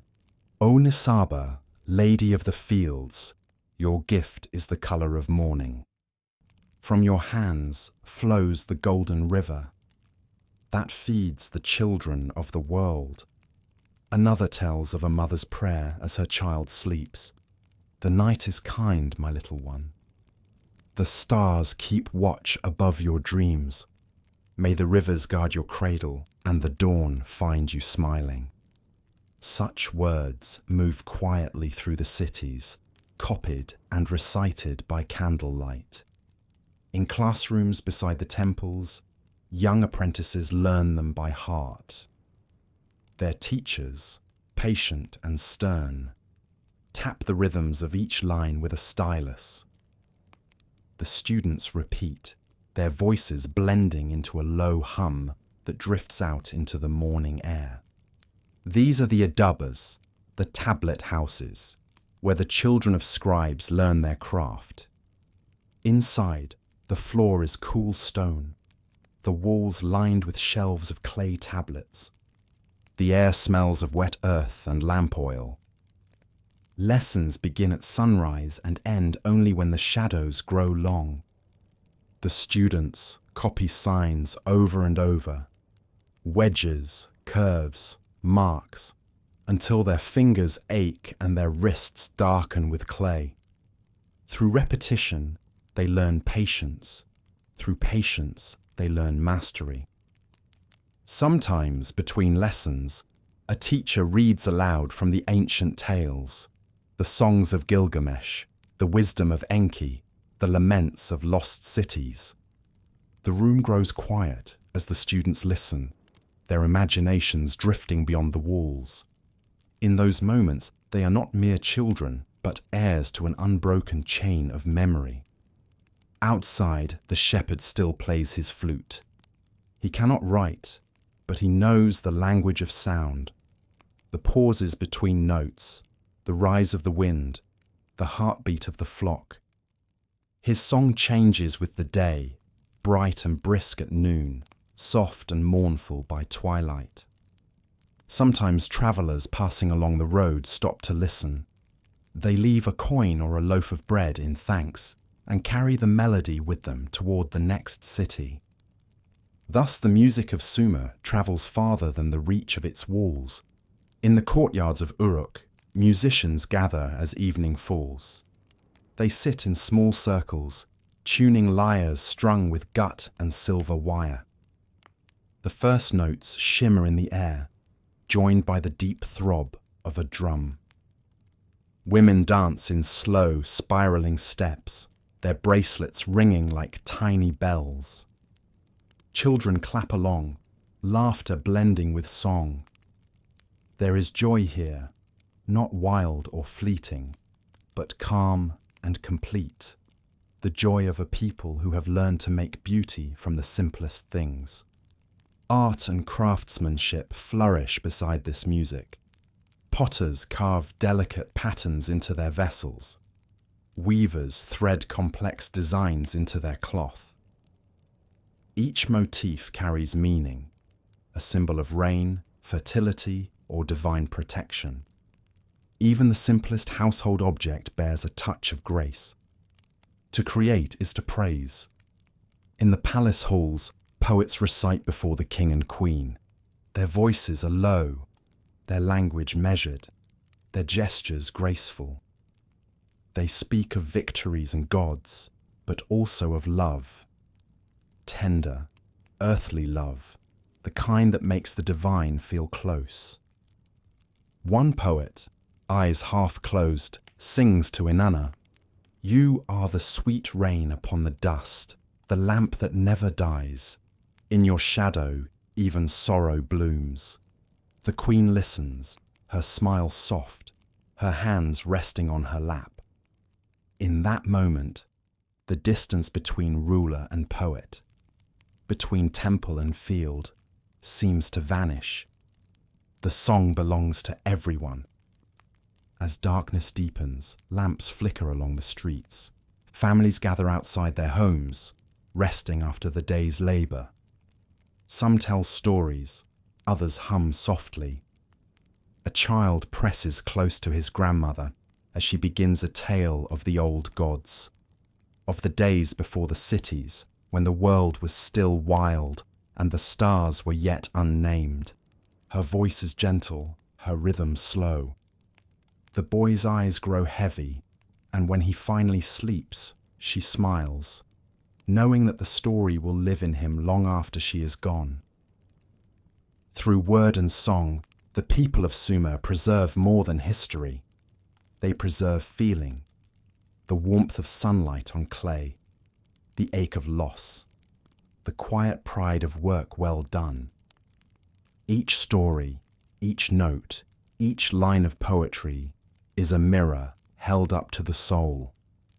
They remind one another that even in a world ruled by gods and kings, the heart of civilization is human. In the temple archives, new songs are etched into clay. hymns of healing, of birth, of mourning. Some are written for specific rituals, the blessing of fields, the consecration of water, the welcoming of spring. Others are simply poems for the joy of existence. The scribes write with steady hands, aware that what they record will one day outlast them all. When the night grows quiet and the wind moves softly through the palm trees, the city itself seems to sing. The rustle of leaves, the lap of water against stone, the faint echo of a flute on the air, all blend into one long, continuous lullaby. Perhaps the gods, hearing it from their distant realms, smile. For the people of Sumer have learned the secret of creation, that the divine speaks not only in thunder and flame, but in the small, steady music of life. The shepherd lowers his flute. The stars shimmer in the river's reflection. Somewhere in the distance, a scribe lays down his stylus, his last tablet drying in the dark. Their worlds could not be more different, yet their song is the same. The quiet devotion of those who keep memory alive. The night cools, the city breathes, and in the hush that follows, the heart of Sumer hums its eternal refrain, that to live is to sing and to remember is to love. The air is heavy, and the sky has forgotten its colour. For days, the wind has carried the scent of rain, though no drop has yet fallen. The farmers of Sumer lift their eyes to the horizon, watching as dark clouds gather over the northern mountains. Somewhere beyond sight, thunder rumbles, not loud, but deep, like the echo of something ancient waking from its sleep. The priests mark omens in their tablets. The rivers are swollen, restless. The moon is pale and trembling, its reflection broken by waves. And in the silence between gusts of wind, the people begin to whisper. The gods are stirring. It begins with a drizzle, soft, almost kind. Children laugh, catching raindrops on their tongues. But by nightfall, the drizzle has become a storm. Rain hammers the roofs, pounds the fields, fills the canals until they overflow. The sound is everywhere, on stone, on clay, on breath. The people huddle inside their homes, the fires dimming in the damp air.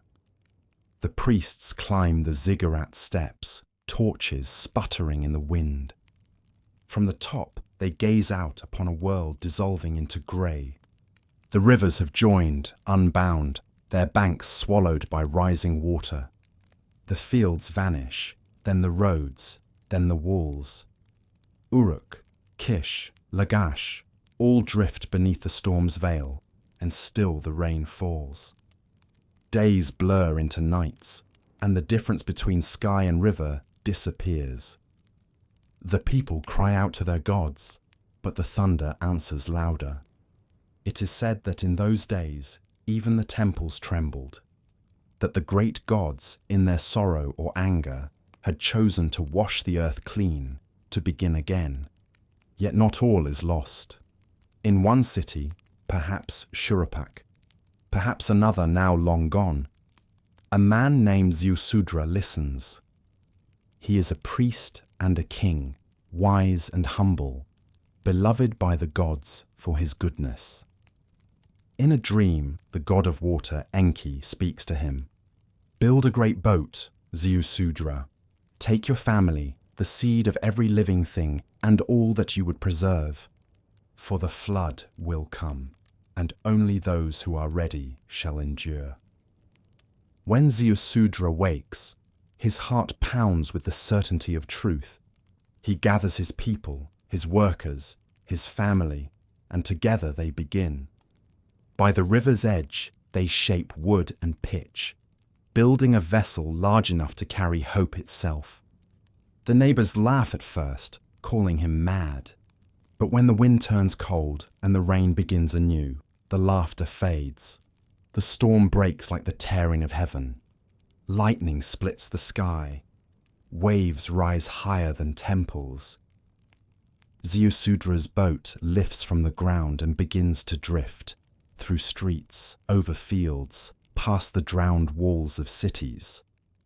Inside, the people cling to one another in silence, listening to the endless roar. Outside, the world vanishes beneath water. For 7 days and nights, the storm rages. Then, at last, the thunder fades, the rain softens, and a stillness falls over the face of the deep. The boat floats alone upon an ocean that was once the world. When the first light breaks through the clouds, it falls upon water stretching endlessly in all directions.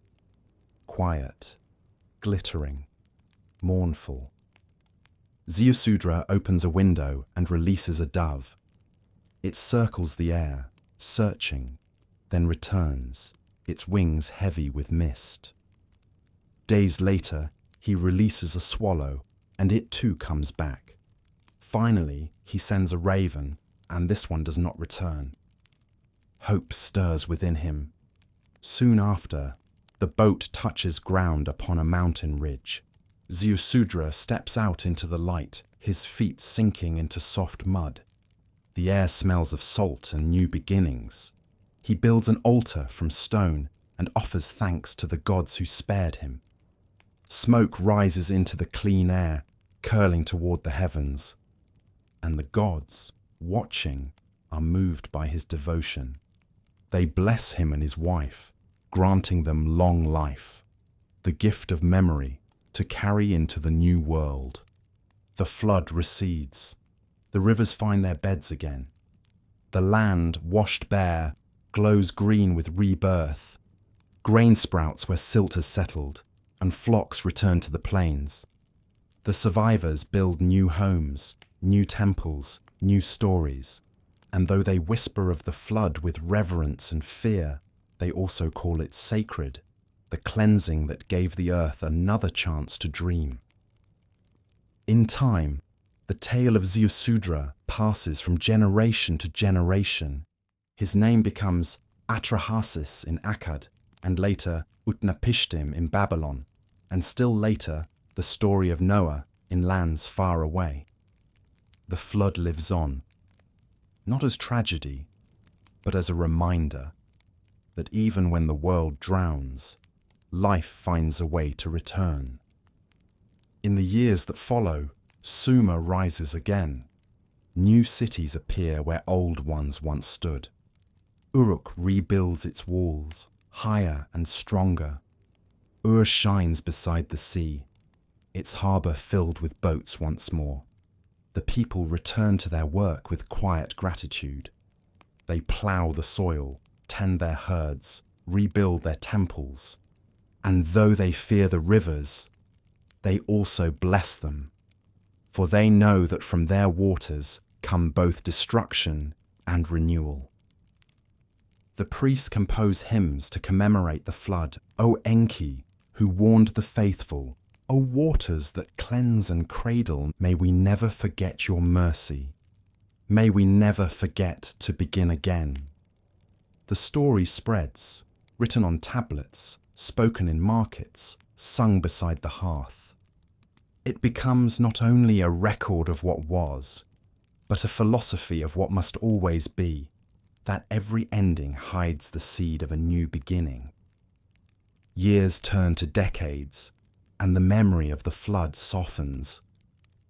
The people begin to speak of the forgotten years, that long silence when the world was water and only a handful of souls remained awake beneath the storm. No one knows what truly happened in that quiet expanse of time, but all agree that the air felt different afterward, lighter, clearer, touched by reverence. Children born in the generations after grow up in cities rebuilt from clay once dissolved. Their parents teach them to listen for the river's tone, to read the colour of its waters, to respect its moods. Festivals are held each spring to mark the flood's arrival, not in fear, but in gratitude. Drums echo through the streets, and offerings of flowers and fruit are cast upon the current. The people sing to the gods, thanking them for the waters that destroy and restore in the same breath. In a quiet corner of Ur, an old man, a scribe, sits by a tablet carved long ago. It bears the story of Ziusudra, his ark, his prayer, his survival. The scribe traces the lines with his finger, smiling. He knows that stories are like rivers too. They twist, they vanish, they return. And even when forgotten for a time, they always find their way back to the sea of remembrance. Outside, the river glints beneath the setting sun. Children splash along the banks, laughing, their feet dark with silt. The air smells of wet earth and rain, the same scent that has filled this land since before memory began. The old man closes his eyes, hearing the low rush of water, and whispers, "Everything returns." Above him, the clouds drift slowly, their edges painted gold by the dying light. The city hums below. New walls, new temples, new songs, all born from the same soil that once lay beneath the flood. The people of Sumer have learned that survival is not defiance, but harmony. To live well is to accept the rhythm of loss and renewal, to build again and again with open hands. When night falls, the stars appear, mirrored perfectly in the calm surface of the river. The air is still. The gods, perhaps, are resting. And in the quiet between water and sky, the world breathes, washed clean, reborn, eternal. The dawn breaks warm over the plains, and the rivers lie calm once more. The scars of the great flood have long faded. Cities have risen again from the silt, shining beneath the sun like jewels of clay and copper. Ur, Lagash and Nippur hum with life. The ziggurats gleam, their terraces crowned with offerings and song. Sumer breathes, renewed and proud. A land of order, devotion and memory. And yet, beneath the still surface, something is stirring. Far beyond the horizon, winds carry whispers of change, footsteps of strangers, the murmur of languages not yet heard along these rivers. The age of Sumer, so long unchallenged, stands on the edge of transformation. The people feel it first in trade. New caravans arrive at the gates, laden with unfamiliar goods. Darker metals, harder tools, woven cloth unlike any they have seen. The merchants speak of lands to the north, of mountains crowned with snow, where warriors carve their names upon stone, where rivers run colder and faster. Among these tales is the name of Akkad. At first, it is just another city, another place, where men till the soil and pray to the same gods under different names. But soon, its voice grows louder. Its traders arrive more often, its soldiers more numerous, and from its heart rises a figure who will change the world. Sargon of Akkad, the king who dreamed of empire. The story of Sargon begins, as all great stories do, in mystery. Some say he was born a servant, others that he was found floating in a basket upon the river, chosen by the gods themselves. He grew in wisdom and strength, learning the art of rule not from birthright, but from necessity. When his time came, he gathered the scattered cities under his command, not by fear alone, but by vision. For Sargon saw what others had not yet imagined, that the rivers of Mesopotamia could flow not as rivals, but as one. His armies moved swift and silent across the plains. They cross the canals of Sumer, the mountains of Elam, the deserts beyond the horizon. City after city falls beneath his banner, not in ruin, but in submission to something larger, an idea new to the human heart: empire. From the high walls of Uruk, the people watch the dust rising in the north and wonder what it means. Some whisper that it is punishment for pride. Others believe it is destiny, the gods reshaping the world once again. The priests read the omens in the stars, in the pattern of smoke from their incense, in the flight of birds across the dawn. They find both warning and promise. When Sargon enters the southern lands, he does not destroy the temples. He honors them. He prays to Enlil and Inanna, offering gifts of gold and lapis. He proclaims that all gods are one under heaven, and that their worship shall unite, not divide, the people of the two rivers. And though the Sumerians bow, some with reverence, others with sorrow, they know that their world has changed. Under the Akkadian banner, the old cities are not erased. They are absorbed. Sumer's language, its laws, its art, its poetry, all flow into the larger stream of empire. The scribes now write in two tongues, Sumerian for the sacred, Akkadian for the world. Clay tablets multiply, carrying edicts, prayers, and records across the vast new realm. The sound of cuneiform fills the air like rain, the steady tapping of reeds upon wet clay, the heartbeat of civilization continuing in another rhythm. For a time, there is peace. The empire thrives. The roads between cities are patrolled and safe. Trade flourishes as never before. Boats glide along the rivers, their sails swelling in the warm wind. Markets bloom with colour and abundance. Bronze tools, carved ivory, perfumed oils. And though the people speak new names, the heart of Sumer still beats beneath it all. In the temples, the hymns of Inanna and Enki are sung in both languages now, old words woven into new melodies. The priests record the festivals of spring, the rise of the stars, the flow of the floods, as they always have. The gods have changed their accents, perhaps, but not their presence. The people still bow to the same heavens, still trust the same soil, but every empire carries within it the seed of its own undoing. As the years pass, the weight of distance grows. The farther the empire stretches, the thinner its unity becomes. Armies must march longer roads. Messengers take weeks to deliver a single word.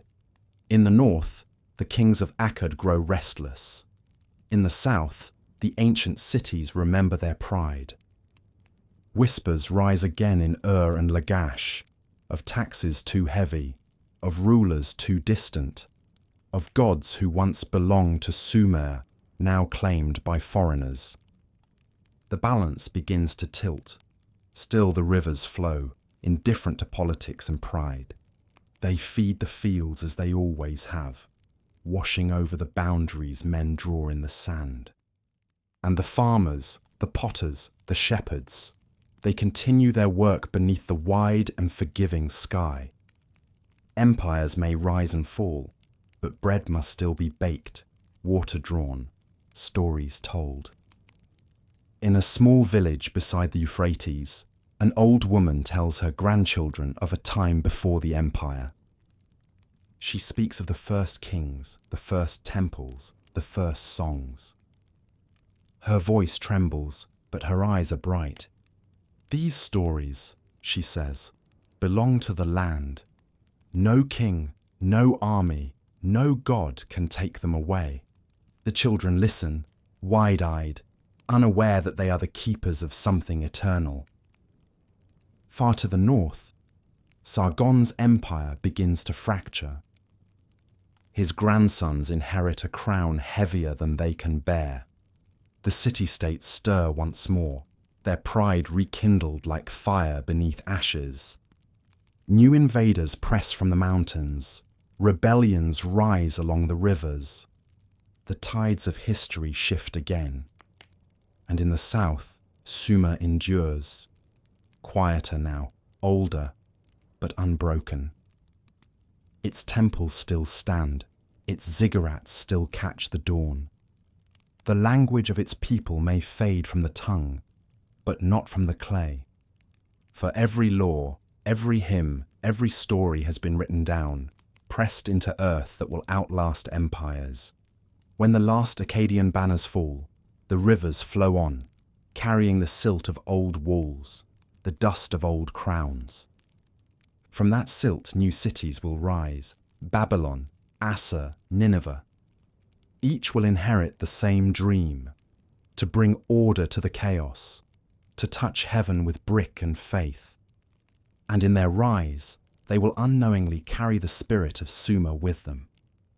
One evening, long after Sargon's time, a young scribe sits beside the canal in Nippur. He smooths a tablet of clay, preparing to copy an old hymn in the language few now speak aloud. He writes slowly, reverently, tracing each wedge with care. When he finishes, he reads it softly to himself. The rivers remember. The stars keep watch. The hands that shaped us still echo in the dust.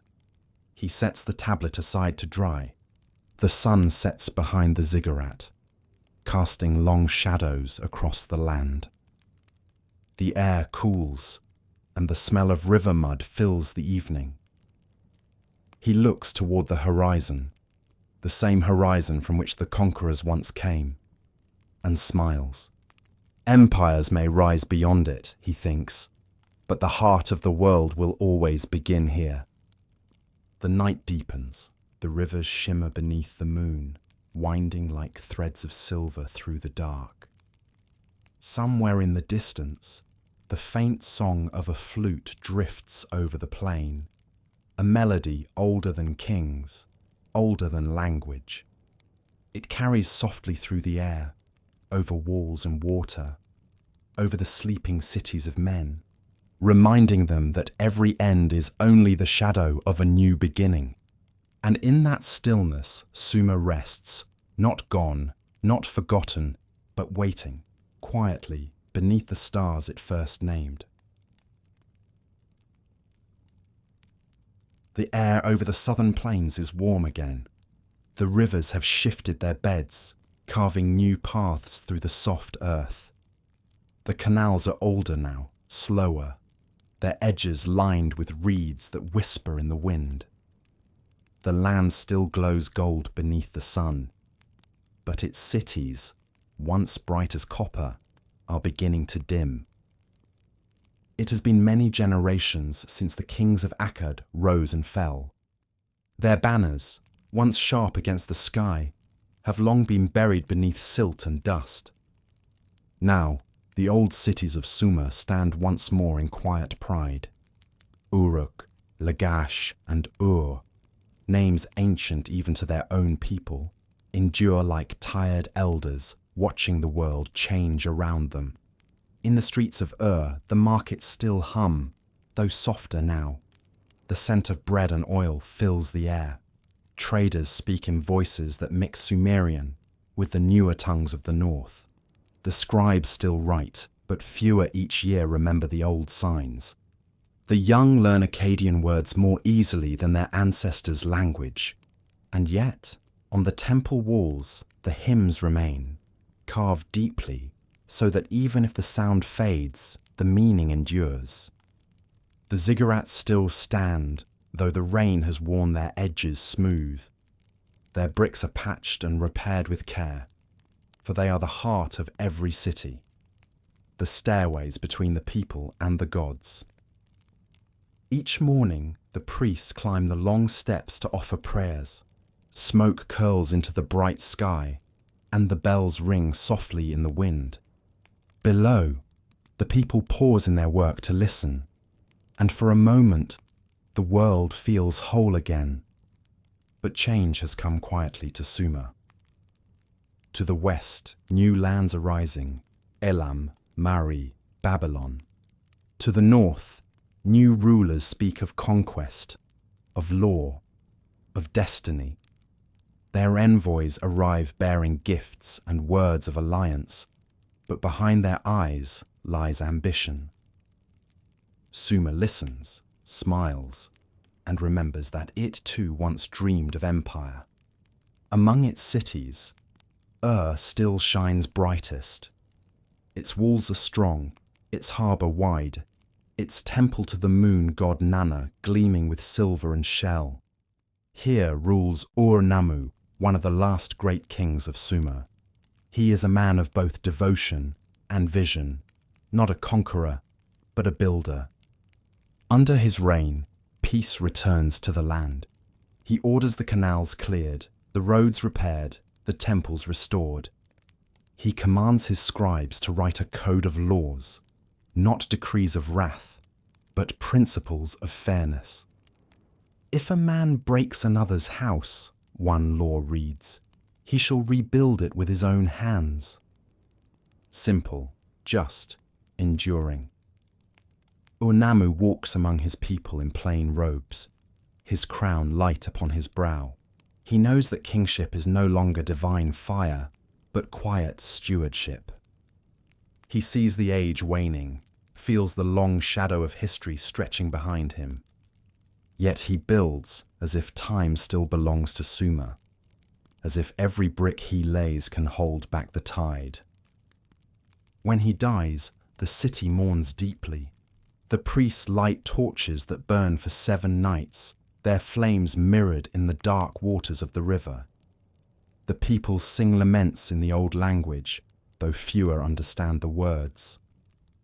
Still, the sound of their sorrow is beautiful, a song that belongs not only to grief, but to gratitude. After him, the throne passes to his son, Shulgi, a king of great pride and learning. He expands the borders of Ur's influence and declares himself divine, the living bridge between man and God. He builds libraries of clay, where scribes copy and preserve the wisdom of centuries. He sends envoys across deserts and mountains to bring back knowledge from every corner of the known world. But he also feels the burden of time pressing upon his shoulders. He knows the glory of Sumer is no longer a flame. It is an ember, glowing softly, fading slowly. Still, Sumer endures. Even in decline, it radiates peace. A civilization content to rest upon its own foundation. The people work, worship, and sing as they always have. They measure the floods, mark the stars, honor the gods. They build gardens along the riverbanks, their reeds shimmering in the evening light. And at night, when the stars spill across the dark sky, they look up and whisper the names of constellations, first named by their ancestors. They do not feel forgotten, they feel eternal. But beyond the horizon, winds are shifting again. New peoples move across the plains, the Amorites, the Elamites, restless and hungry. They see the wealth of Sumer, its cities heavy with grain and gold, and they come. The soldiers of Ur stand ready upon their walls, but the world beyond them is vast and changing. Trade routes bend away, allies fade into silence, and one by one, the outer cities fall. The scribes record these years with calm precision. The flood came again, one tablet reads, though it speaks not of water, but of war. The walls stood, and then they fell. The fields lay quiet, and then they burned. But even as the cities crumble, the language of the tablets continues, the voice of Sumer speaking through the dust. When Ur finally falters, it is not with the violence of collapse, but the stillness of exhaustion. Its temples are emptied, its gardens overgrown, its canals filled with silt. Yet even in ruin, it remains beautiful. a city asleep beneath the sun, dreaming of its own reflection in the river. Centuries later, travelers passing through will stop and wonder at its walls. They will find fragments of writing, pieces of pottery, small statues of gods whose names they no longer know. They will feel something stirring in the air, the faint pulse of memory. And though they cannot understand the words, they will sense their meaning. That once, here, people lived in harmony with the earth and sky. The last kings of Sumer pass quietly into legend. Their names fade from speech, but not from stone. Their laws, their songs, their stories will flow onward, carried by those who come after, the Babylonians, the Assyrians, the Persians. Each will inherit the foundations laid by Sumer, the art of writing, the measure of justice, the dream of order rising from chaos. At night, the plains fall silent again. The rivers whisper to the ruins, winding past broken walls and fallen towers. The moon rises, the same moon worshipped by Ur's priests, its pale light touching what remains with tenderness. The air smells of rain, of clay, of distant memory. In the quiet, one might almost hear the echo of the old songs, faint, fragmented, drifting like mist. We are the builders of the first dawn. We are the singers of the rivers. Our hands are dust, but our dreams are stone. The stars burn bright above the empty ziggurats. The wind moves softly through the reeds, and though no king remains to command it, Sumer still endures. In the patience of the rivers, in the stories pressed into clay, in the hearts of all who remember. For even as kingdoms fall, the human spirit remembers how to build, and in that memory, Sumer lives forever. The wind moves softly over the plain. It carries the scent of salt and dust, the long sigh of the rivers as they wind through fields that no longer bear harvests. Once, this land was the beating heart of the world, bright with voices, alive with prayer, shimmering beneath the sun. Now the air hangs still. The walls have fallen quiet. The temples stand empty, their bricks crumbling back into the earth from which they were shaped. This is the silence that follows greatness. Not sudden, not cruel, but slow, like dusk spreading across the horizon. Long ago, the kings of Ur and Uruk built monuments meant to last forever. They raised ziggurats that kissed the sky, wrote laws to outlive them, carved their names deep into stone. But forever is a word made of breath, and breath is fleeting. The rain fell, the rivers changed their course, and the wind began to carry the names away.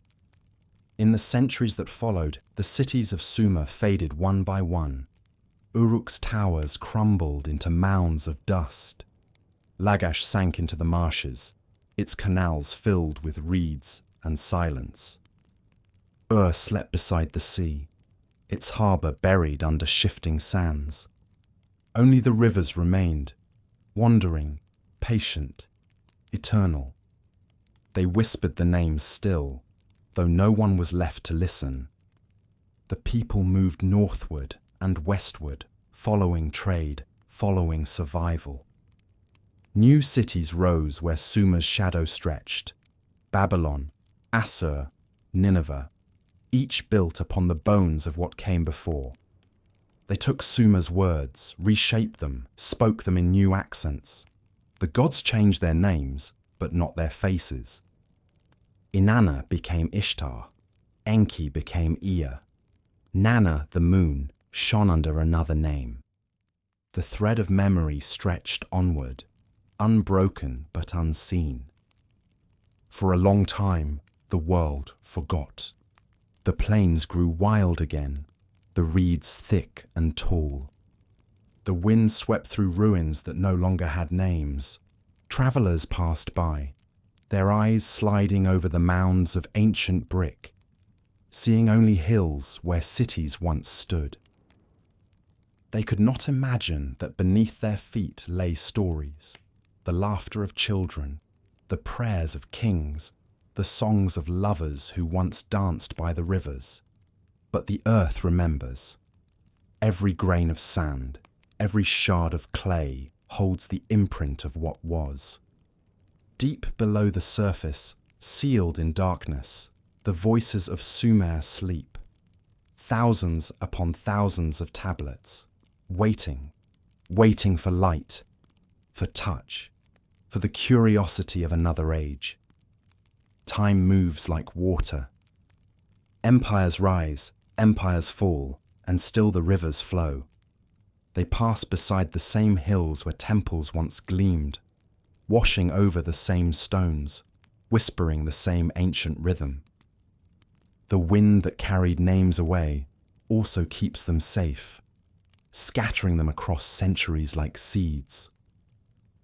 One night, centuries after Sumer's silence began, a shepherd walking the plains finds a piece of clay among the reeds. He turns it over in his hands, puzzled by the marks carved upon it, tiny wedges pressed into hardened earth. He takes it home, thinking it no more than a charm or token. He cannot read it, but when he holds it near the fire, the faint shadows of its symbols flicker upon his wall. Without knowing, he has touched the voice of the first civilization. Generations pass. The shepherd's descendants build new homes, new lives. The land changes rulers, languages, faiths. And still the tablets lie buried, 1,000,000 silent witnesses beneath the weight of time. It is not until thousands of years later that the world rediscovers them. Strangers from distant lands, men with notebooks and lanterns, their boots heavy with dust, begin to dig among the mounds. They uncover bricks stamped with names long forgotten, statues of gods whose faces are both familiar and strange. And then they find the tablets, hundreds, then thousands, then tens of thousands. The archaeologists brush away the sand with reverent hands. Each fragment they lift is a whisper returned from the dark. They cannot yet read the symbols, but they sense their weight, the feeling of time made tangible. They pack them carefully, carry them across deserts and seas, place them in museums where light once again touches the clay of Sumer. Scholars gather to study them. At first, the script is mystery. Rows of lines and wedges that seem random, indecipherable. But slowly, through patience and love, the code yields. The signs become words, the words, voices. And out of silence, Sumer speaks again. The first phrases they translate are simple. 10 measures of barley delivered to the temple. 2 oxen sold for copper. The language of everyday life, practical and plain. But then other tablets reveal hymns, songs written for the gods, poems of love, laments of kings. And one day, a scholar reads aloud a line that still trembles in the heart of humanity. He who saw the deep, the foundation of the world, I will teach his story to all nations. It is the epic of Gilgamesh. The voice of a king who once walked the streets of Uruk now returns across 4,000 years. The sound of his grief, his longing, his search for immortality echoes once more through the halls of the living. And in that moment, the past and present join hands. The wind no longer carries the names away. It carries them home. Across the modern world, the story spreads. People who had never heard of Sumer begin to whisper its name. The first city builders, the first writers, the dreamers of the dawn. Its music, its art, its wisdom awaken again, not as relics, but as reflections of ourselves. For in every law written, every song sung, every act of creation, there is a trace of Sumer's hand. Yet the ruins remain quiet. The plains are still. The reeds sway gently. The rivers move with the same calm patience they have always known. The land does not speak. It simply listens. It has seen the return of memory, the cycle completed. At dusk, the light fades soft and golden across the mounds of ancient Uruk. Shadows stretch over the broken walls, the scattered shards of pottery, the fragments of carved stone. The air hums faintly with warmth. A bird circles once above the ziggurat's worn outline, then disappears into the distance. Somewhere, perhaps, a spirit watches, not of kings or gods, but of the people themselves.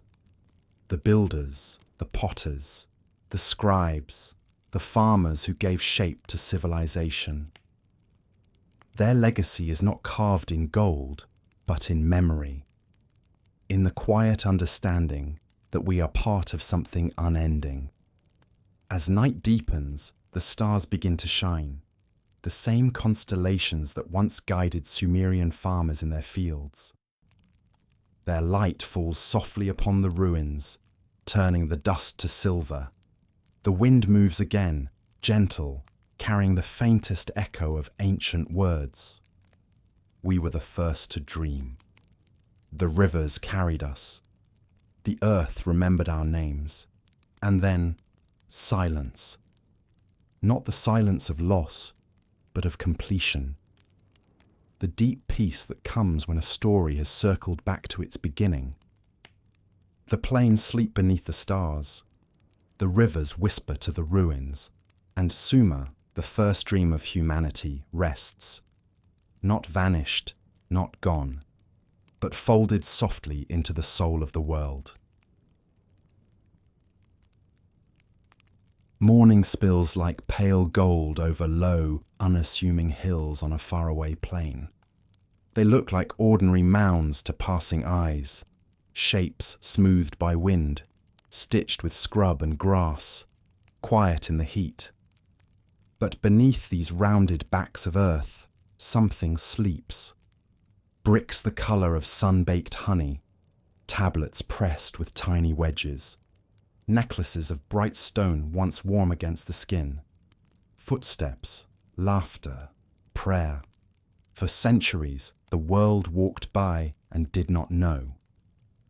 Caravans skirted the edges, shepherds let their flocks graze.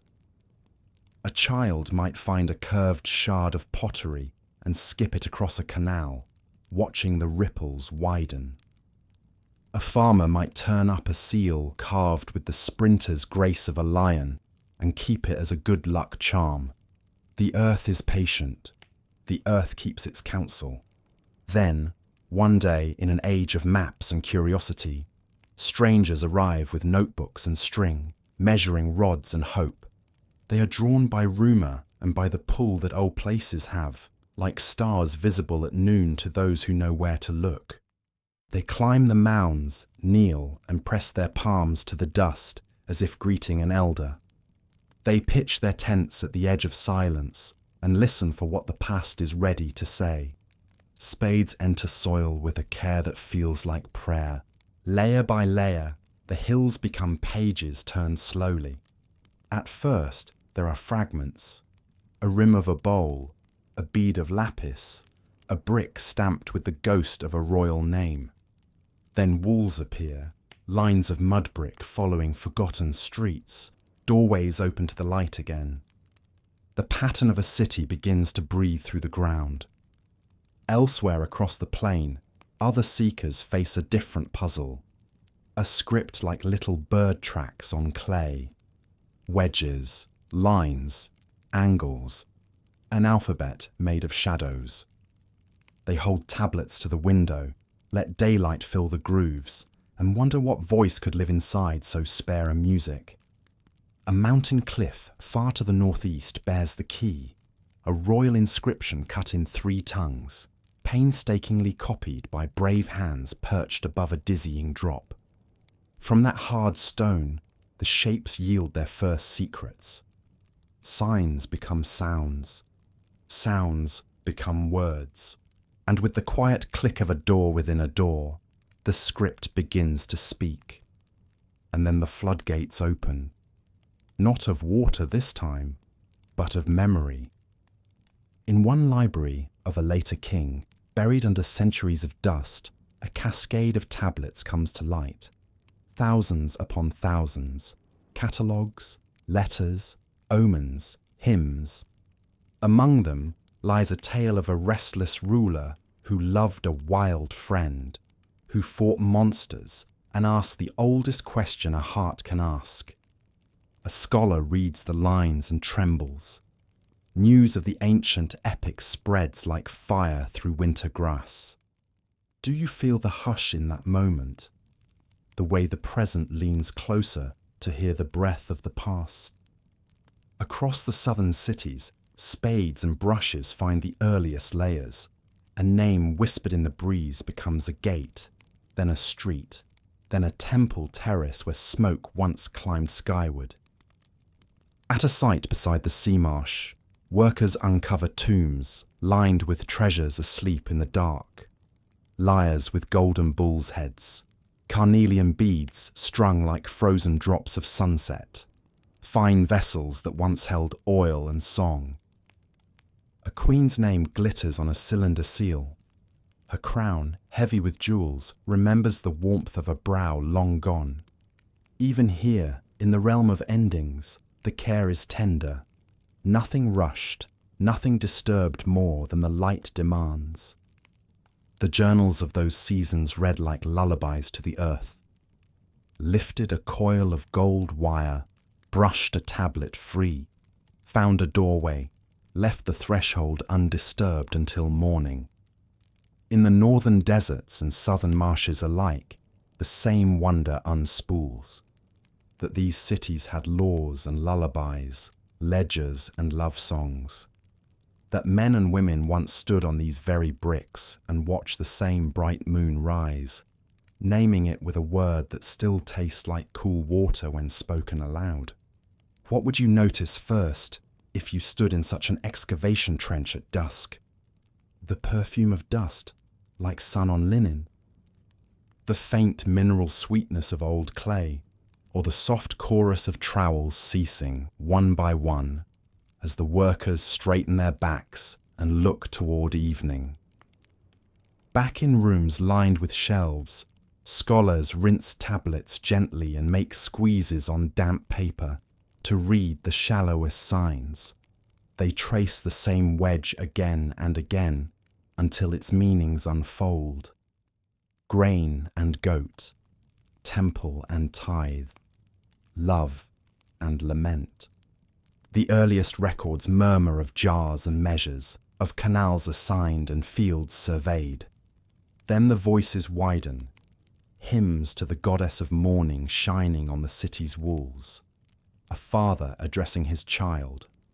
A teacher's list, half stern, half amused. Some tablets are small as the palm, others are broad as a plate, heavy with careful lines. To carry one is to carry a piece of time, weighty, cool, thrumming with a whisper you cannot quite make out until the light sits just so. News travels. In lecture halls, the names of the first cities are spoken again. Uruk, Lagash, Nippur, like a rosary. Students copy the characters as the ancients did, feeling their wrists learn patience. Museums label cases Sumerian, and strangers stand a long while before humble objects. A gaming board scratched with squares, a clay nail stamped with a king's boast, a simple cup with a thumbprint frozen on its rim. That thumbprint, do you see it, is a message without words. I was here, and my hands were like yours. The most astonishing gifts are the ordinary ones. Account tablets for barley rations show the rhythm of days. Legal contracts, a neighbourly pulse of fairness. Boundary stones record fields as carefully as lullabies record love. From these small, steady voices, the world before ours grows familiar. We realise that the miracle of the first cities was not only ziggurats and kings, but kitchens and courtyards, not only laws carved in stone, but promises kept across a table. Yet the wondrous turns gently toward the intimate when the old music is heard again. A lyre, reassembled as if from moonlight and memory, rests on a velvet cradle. When modern strings are plucked, a soft, bright sound blooms, notes the ancients once used to greet evening. Imagine the hush of a hall as that tone rises, a bridge of breath across 4,000 years. Is it not like hearing a loved one's letter spoken aloud in their voice long after you thought you had forgotten its timbre? Archaeologists write of the marsh wind at dawn, of tea shared with local crews before the first trench is opened, of the way a wall appears as a change in colour beneath the trowel. They write of patience, of stepping back when the earth asks for gentler hands. Sometimes they write of dreams, a doorway in sleep that, in waking, leads to a buried courtyard, a hunch that a line of stones means a threshold, the sudden, quiet rightness of turning to the left instead of the right. Discovery is part science, part listening. And so the long conversation resumes. Ancient hands press signs in clay. Modern hands lift the clay to light. Between them, a river of meaning flows, steady, generous, wide. In one storeroom, a scholar studies a series of tablets from a single household. He lays them in order like stepping stones.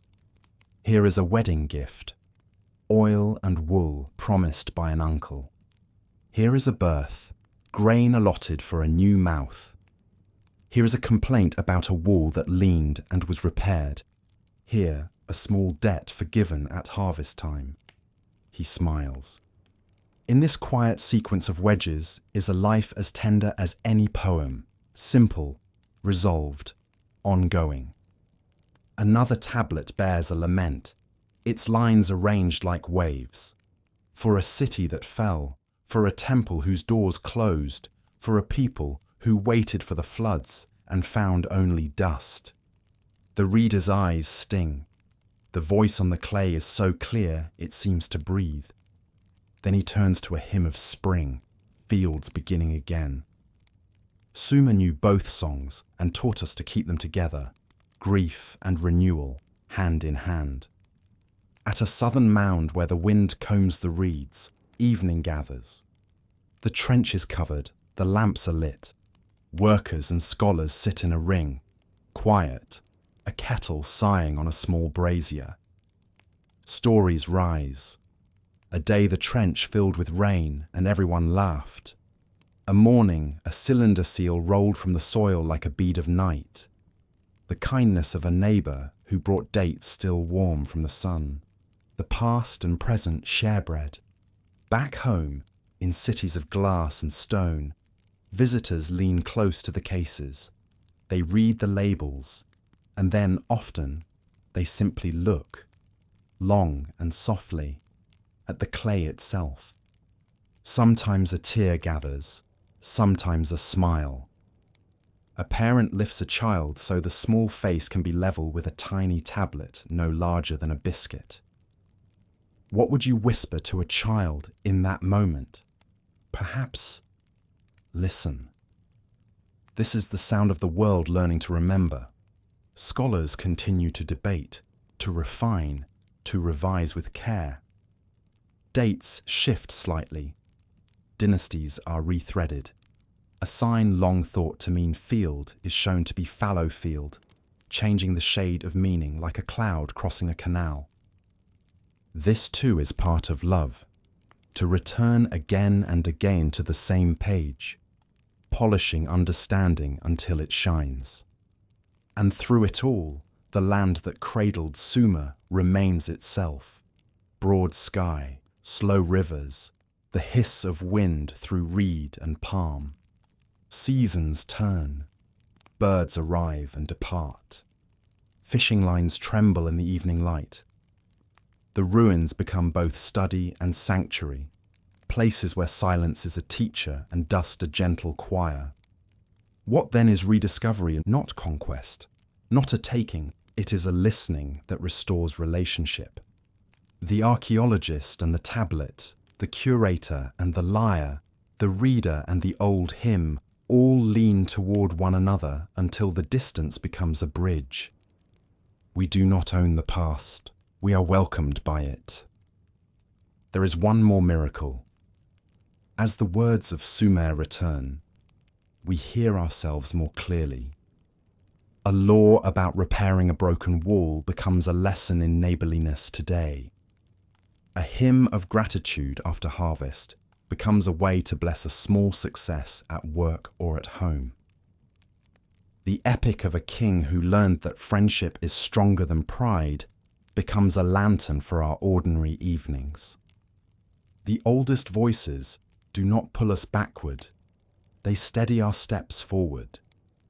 Night lays its cool hand over the plain.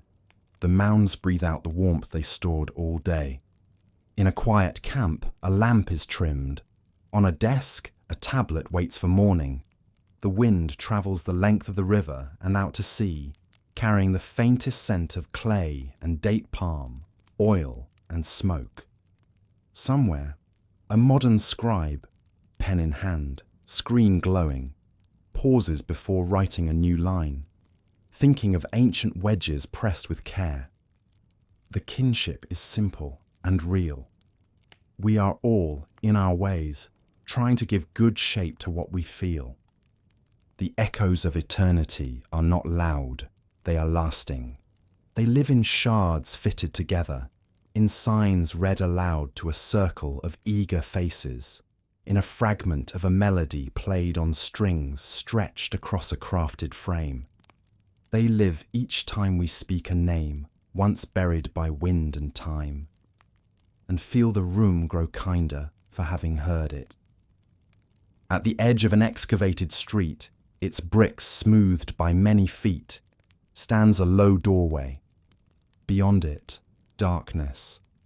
Not the darkness of loss, but of rooms waiting for a light to be carried in. Tomorrow, the lamps will come. Brushes will dust the threshold.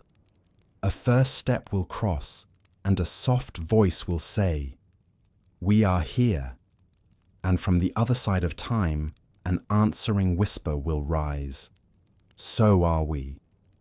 The rivers turn in sleep, their surfaces glossed with moon. The reeds hush and sway.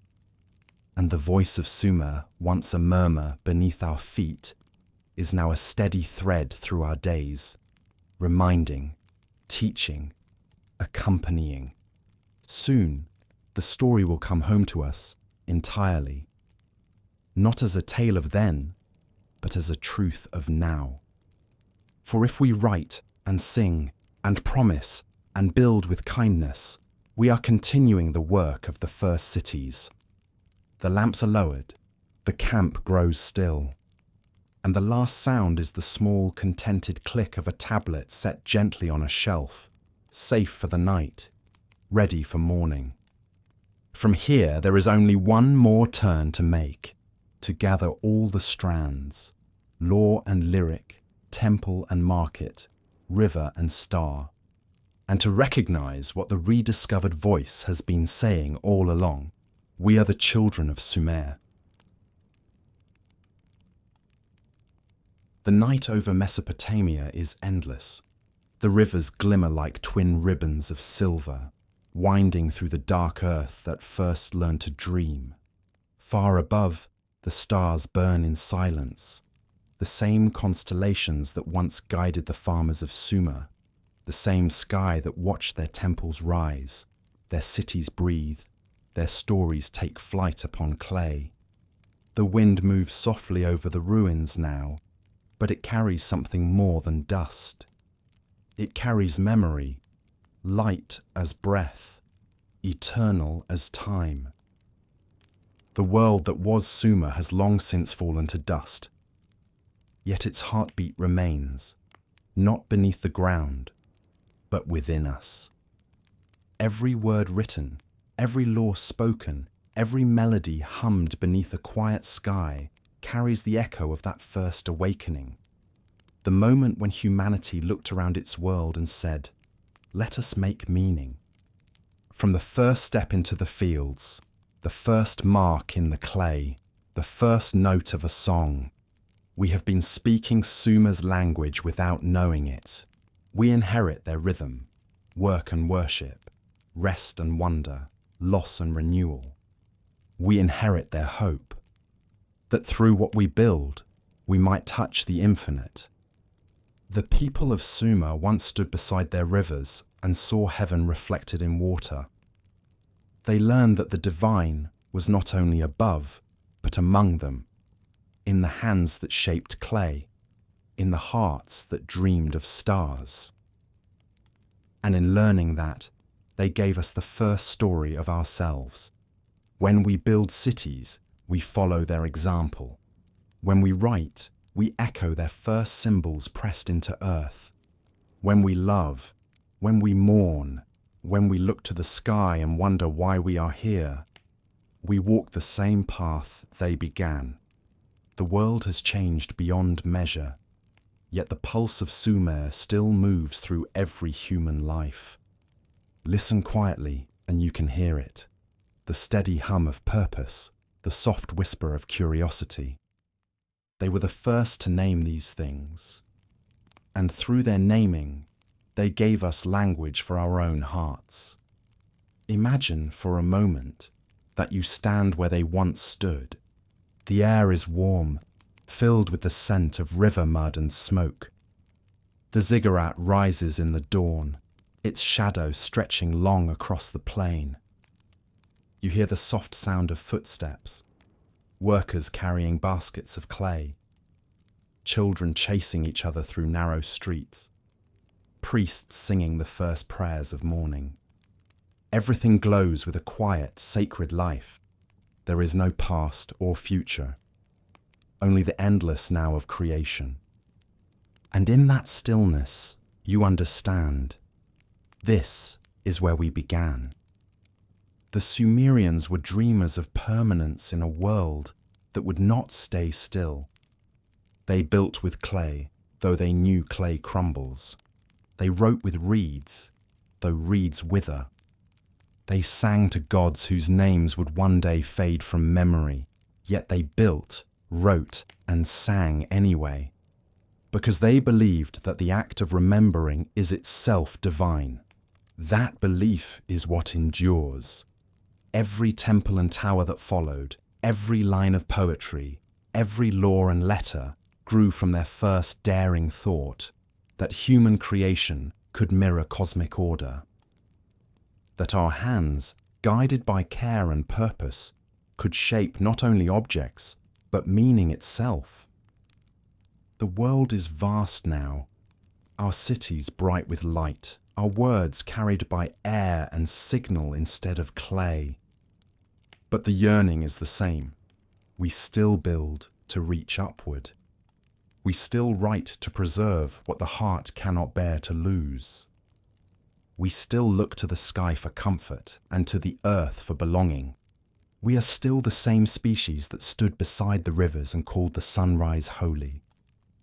The scribes of Sumer once pressed the story of Gilgamesh into tablets so that his search for immortality would never die. And in doing so, they found the immortality he sought. Because every time his story is read, every time a voice whispers his name, Gilgamesh lives again. The same is true of Sumer itself. Its people return to us each time we speak their words, trace their signs, feel wonder at what they made. The archaeologists who uncovered the first tablets described a feeling beyond discovery. They said it was like hearing a heartbeat through stone, faint but steady, the pulse of something human that had never stopped. That pulse is still with us, guiding us through the centuries, reminding us that civilization is not measured by power or walls, but by the courage to imagine. Look at the world around you now. The lights of cities glowing at night, like constellations brought down to earth. Each spark a whisper of those first fires lit beside the rivers of Sumer. The tools have changed, but the dream is the same. We still gather, we still create, we still reach for connection in the vastness of the unknown. When a child learns to write their name for the first time, when a musician tunes a string, when an artist shapes clay between their palms, they are echoing that ancient rhythm. They are saying what the Sumerians said, with every mark and every prayer. We were here. The people of Sumer did not seek eternity in life alone. They sought it in memory, in leaving traces of beauty and wisdom behind. They believed that what we shape from the earth shapes us in return. And perhaps that is the greatest inheritance they gave us. The understanding that creation is an act of love. In every century that followed, humanity built upon their foundation. Their words became our words. Their cities became our blueprint. Their dreams became the light by which we still see ourselves. From the dust of their temples grew the roots of every library, every classroom, every home where stories are told. We are, all of us, still writing on their clay. Our tools are new, our symbols changed, but the desire is the same: to be known, to be remembered, to build something that says we lived, and it mattered.